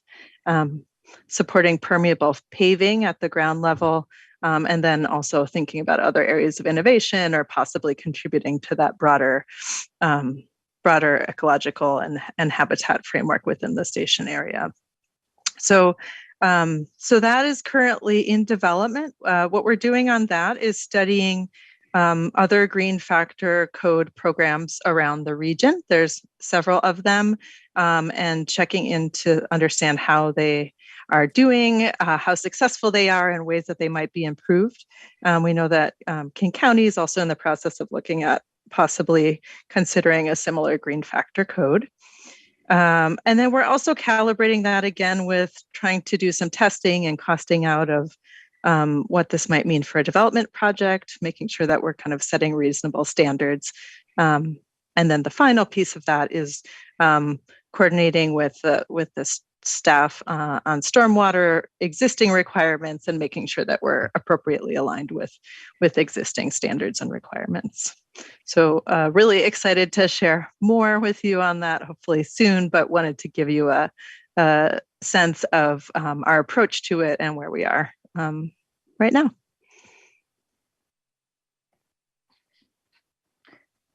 Aaron, this is exciting stuff. It's kind of a little bit out there for me still, but Councilmember Curtis. Thank you, Madam Mayor, and thank you, Aaron. Yeah, I am, of course, thrilled to see this. And this is another example where Kirkland will be a leader in the region when we move forward on this. I just wanted to thank you for the previous slide, the graphic that showed the habitat gap. You know, that's something that we've talked about, but it's really important that we're actually seeing a graphic of it. And then we can just sort of keep that in mind that we do have 11 watersheds and a lot of wildlife in this city and how we can maintain that and protect that. So I really appreciate that graphic. Thank you. Deputy Mayor Arnold. Thank you, Madam Mayor. And adding to what Councilmember Curtis is saying, I really like all the innovation and how this is going to come together. A couple of missing pieces thinking about the recently the adopted code, both that Kirkland did with our high performing building standards and what the State Building Code Council did on Friday, is looking at distributed energy generation, and whether there's things from the grid or utilities that we need to be thinking about given those new opportunities and requirements. Depending on the scale of the building, there will need to be solar panels on the buildings, which are a potential opportunity for not just providing that building's power, but perhaps some form of district energy that we need to be thinking about. As we are thinking about things like supporting electric vehicles, the more that we can be thinking about this being a two-way opportunity, it goes to the goal of resiliency. Not only are we having the opportunity to charge electric vehicles, these are storage. These are batteries, and especially in a residential standpoint, they could be backup power if we design things properly.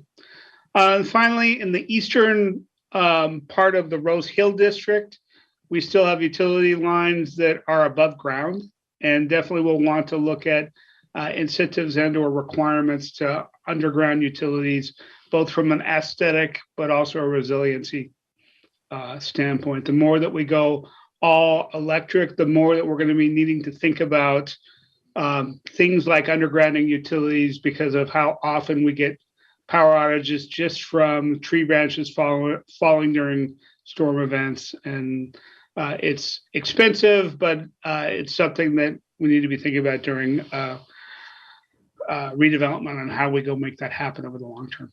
Thank you. Commissioner Heiser. Thank you, Madam Mayor. I wanted to just say this is a great presentation, Aaron. I do have a little bit of concern with when I'm looking through the packet, we're talking about resilience hubs, which I know wasn't really addressed today. But please clarify for me, this also might be a, planning department question, but my understanding of what we're doing with solar panels is for a typical multifamily building, the number of solar panels you will have that you can actually fit on the rooftop would likely only provide power for 1 or 2 stories. Let's say the top floor of that building. So with the model that was in this packet with the resilience hubs and the top tier, which is the ideal, it looks like the ideal is looking for the development to provide completely sustainable power within itself. And I'm not sure if that's coming from solar panels, because I'm just not sure that that's actually feasible, but also to provide power for surrounding community. So this may not be a tonight issue, but I think we need to spend enough time on this to make sure we're not requiring sustainability from our developers when that might not be currently achievable. Yeah. So just something to consider. Thank you. Great comment. Okay, Allison, where are we going now? All right, the moment I think some of you have been waiting for. Our next segment is talking about potential names for the station area. And so I've listed them here. We included a discussion of this in your packet. We have collected these from a variety of staff members and a council member on one of them specifically. So we really focused on trying to identify names that might really reference to the character. In your packet, we included a little bit of the reasoning behind the potential name ideas. We know there's names out there we haven't thought of yet, but wanted to put these forward for discussion. And you'll notice at the bottom, we'd love to hear any other ideas at this time, and that we're also still working on, but haven't yet identified, looking for potential place names that might honor our Native or Indigenous history in the area. And with that, I would welcome any comments. I'm going to call on you, Councilmember Falcone, in just a second. I am thinking, however, that when I did the centennial, I believe that there was something about it was the slide where they slid logs down, or the intention, oh man. Rodney, do you know what I'm talking about? I don't know in Kirkland. I mean, in Seattle, wasn't that like Skid Road? But I don't know.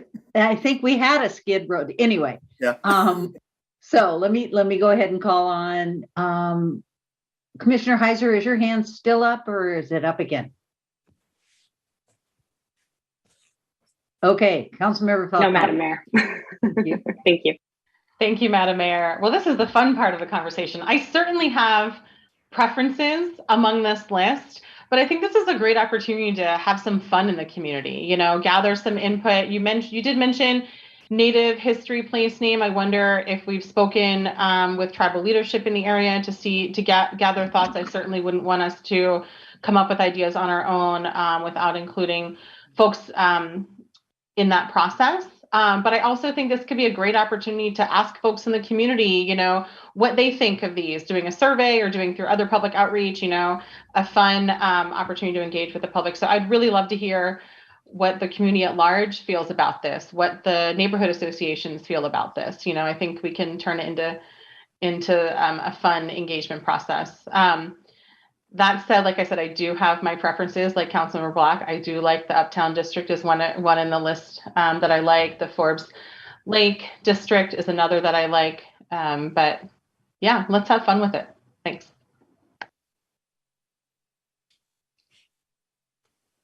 Councilmember Curtis.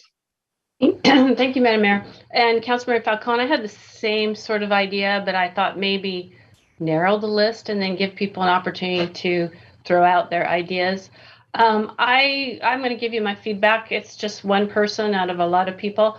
Originally, Rose Hill Station District and Forbes Lake Station District appealed to me because they give a sense of place. And there was something about Forbes Lake, because we now have our Totem Lake area. We sort of orient around water. Downtown is Lake Washington, Juanita is Juanita Bay and Beach. But our sub-districts are already named Rose Hill Gateway and Forbes Lake District. So then I thought, well, do we have to rename the sub-districts? So then the more I thought about it, Uptown is my favorite. And because we have our downtown and this would be our uptown, and then we're, you know, how we connect those two. So that's my favorite. I would look at Uptown Station District just to be clear about, what this is about.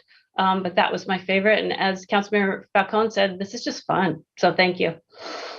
It is fun. And I'm going to turn it over to Councilmember Black, but I'm going to pile on to that one because I love Uptown.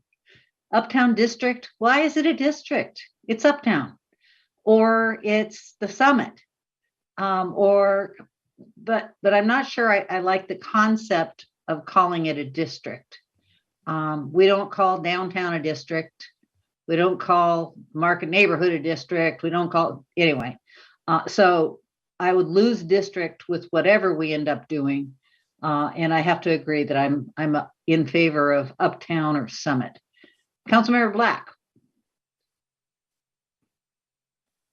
Thank you, Madam Mayor. So really good comments. I like the idea that if we're going to use Uptown, that it's just Uptown. So some of you know that I was talking about creating a sense of place for this planning process early on. And I think all of us know, but for some of us, it may be news, but the Costco site is the original Peter Kirk Mill site. And so there was early on in the process of saying we really should create, a place. I was really thinking about something like the Mill District or something like that. That said, I don't really want to celebrate European settlement with this place name if we can so easily avoid it. And so I've definitely moved away from any concept of the Mill District. I really like the idea if our tribal partners have an appropriate, something they deem appropriate, and that would make a good name for this place. I would love, in an appropriate Coast Salish language, an appropriate descriptor, and with buy-in from our tribal partners. I do think that is something worth pursuing and pursuing proactively. I thought about whether, we're talking about Uptown. I think Hilltop was, somewhere in the materials, Hilltop was mentioned. It made me think that that kind of geographic place name that's very descriptive might actually have a vocabulary word in one of the Coast Salish languages. So Hilltop, but short of a name that sort of celebrates the indigenous past of this area, I really ultimately like the mayor's idea of just Uptown. Thank you, Deputy Mayor Arnold. Thank you, Madam Mayor. This is a fun discussion, and I hope this is the beginning of the discussion because, again, would like to involve the community, and I definitely am interested in some options out there exploring with the Coast Salish people and whether there's some opportunities there. Given the list that we have to ponder a couple of items in feedback. One is that this whole process started is that we've got this bus rapid transit stop. We have this rebuild of the interchange. This is going to be a key connection to the region for Kirkland. And that connection goes to our downtown. It goes to Rose Hill. And I was thinking about how we need to reflect that this is really the Kirkland station. If you look at all the ways to get into Kirkland today, none of the highway signs actually say Kirkland. It's 85th, it's 124th, et cetera. So, I was thinking, well, is there a way to make sure that we make it clear this is the Kirkland station? This is a gateway to Kirkland. I appreciate the geography and like things like the Uptown District or the Summit District. But one of the things I'd want to throw in there as an option is the Kirkland Gateway. when I think about this on what would show up on a Sound Transit map, we want to make sure that people know this is where you get off to go to Kirkland. Totem Lake has its own identity. This needs to capture everything that's connecting to. Thank you. Thank you. Commissioner Tim Chisholm. Thank you, Madam Mayor. If we name this, I'd like to, see the name be something that our citizens actually use colloquially in conversation when they refer to the district. Uptown, Madam Mayor, I think does make the most sense. I think we can drop the word district because I don't think people would actually use it in conversation. And additionally, I think we should think about a large sign somewhere that says Uptown, like 10-foot letters, Las Vegas style sparkling lights or something that gives it a feel to it. And thank you. This is fun. I'm just, It is fun. Thank you. Any other advice from the commissioners? Commissioner Reusser. Yes, sorry, I think my video has stopped working, but the one thing I don't want it to be known as a station, if at all possible. It just seems like there's so much more up there. I would like something that's encompassing and not named after a bus stop. Sorry about that, but I would rather have it be something that it encompasses everything and not just a place on 405. Thank you, Scott. Any other comments? Kurt, go ahead. Yeah, just because we had the comments about the co-salish potential names, I did want to let folks know that the Deputy City Manager, Jim Lopez, who worked with Patrick Teft when we created the Native Land Acknowledgement and Historical Document, we're reaching back out to that group of folks who advised us on that document to have the conversation about potential names. So we've made that outreach already, but that's going to be a process that may take a bit. So that more to come on that, but I just want to let you know that was underway, and so we may have some names that are suggested from that as well. Thank you. Councilmember Falcone, did I see your hand? No, thank you, Madam Mayor. That was a mistake. I was looking for the thumbs up to what Kurt had to say. Thank you. Okay, Allison, where are we? Thank you, Mayor Sweet. So with that, I just have one last slide to let the council members and commissioners know about our next steps on this process. So we are going to Transportation Commission tomorrow evening to discuss that supplemental analysis that we talked about tonight, the person trips and the transit corridor analysis. On May 12th, we'll come back to this full group for another joint work session. And we're looking forward to that. On May 18th, we plan on holding a community open house. So we talked about this with you a little bit last time we saw you. We've got a date for that now, May 18th. It's a Wednesday. So we'll plan on holding an open house that night. We're leaning towards virtual to make sure it can move forward without having to change any plans. And at that community open house, we plan on really helping the community members engage with the station area deliverables and get a good walkthrough of what they include, and also help them prepare to make comments to Planning Commission and Council through the legislative process. And that legislative process begins officially with a Planning Commission public hearing in early June. They'll make their recommendation to the City Council, and then towards the end of June, we'll bring those deliverables to City Council for consideration of adoption. And then after that, pick up the Phase 2 zoning code amendments. And with that, we'd just like to hand it back to you, Madam Mayor, for any additional comments or questions from the Council and Commission. Okay. Any additional, oh, look at that. We're all on the screen again. Okay, Councilmember Pascal. Mayor, I think that City Manager wanted to say something first. So I'm sorry, Kurt. I thought you left it up. Thank you. No, I put it back up. Thank you.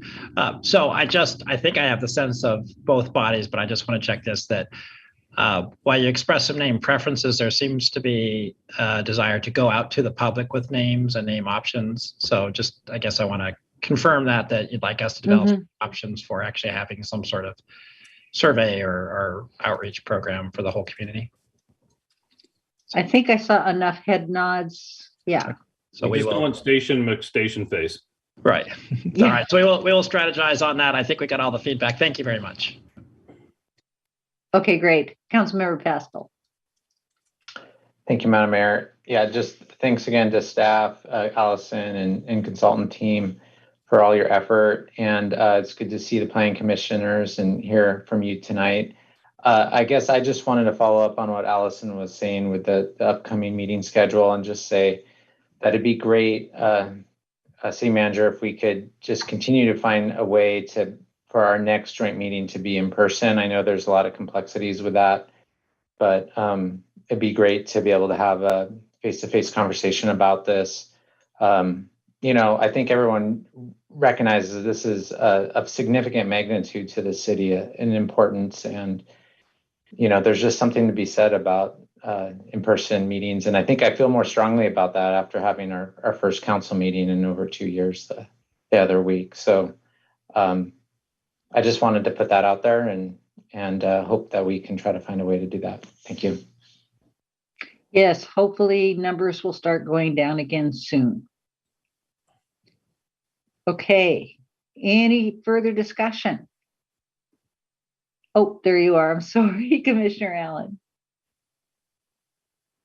Thank you, Madam Mayor. I did want to just ask, I referenced earlier to this Google development agreement, and it was mentioned, it was on one of the slides. I'm curious where in the process whether planning would be part of the development of that agreement, or if that's a separate council issue. City manager, you want to take that?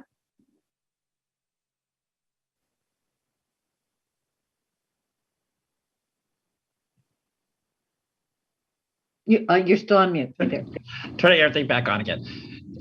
Yeah, that is actually something I probably need the city attorney also to advise on, but we're definitely going to have more information for you all at the next meeting to talk about how the development agreement works with all of this. So, and we might be able to communicate in between. So, functional, yeah. Good evening, Kevin Raymond, city attorney. Functionally, the development agreement would be subject to approval by the city council by ordinance following a public hearing. But as the city manager suggested, that doesn't mean that there can't be additional outreach to the planning commission. And so I think what the city manager said is more to follow on that. We understand your interest in it. Great. Thank you very much for that. Did I see anybody else who wanted to make a comment or any further discussion? I want to just thank everybody, having had a in-person meeting last week, which was absolutely fabulous. We had hoped to do this in person, but the logistics of it were just a little bit too hard, and with the numbers going up the way they have been. So let's try to do that for our next coming together. And if we have to do it hybridly, we will. But I think if we can pull most of us together, that would be great. And with that, I think we're done. In which case, I will adjourn this meeting and thank you all so much for your time. Good evening.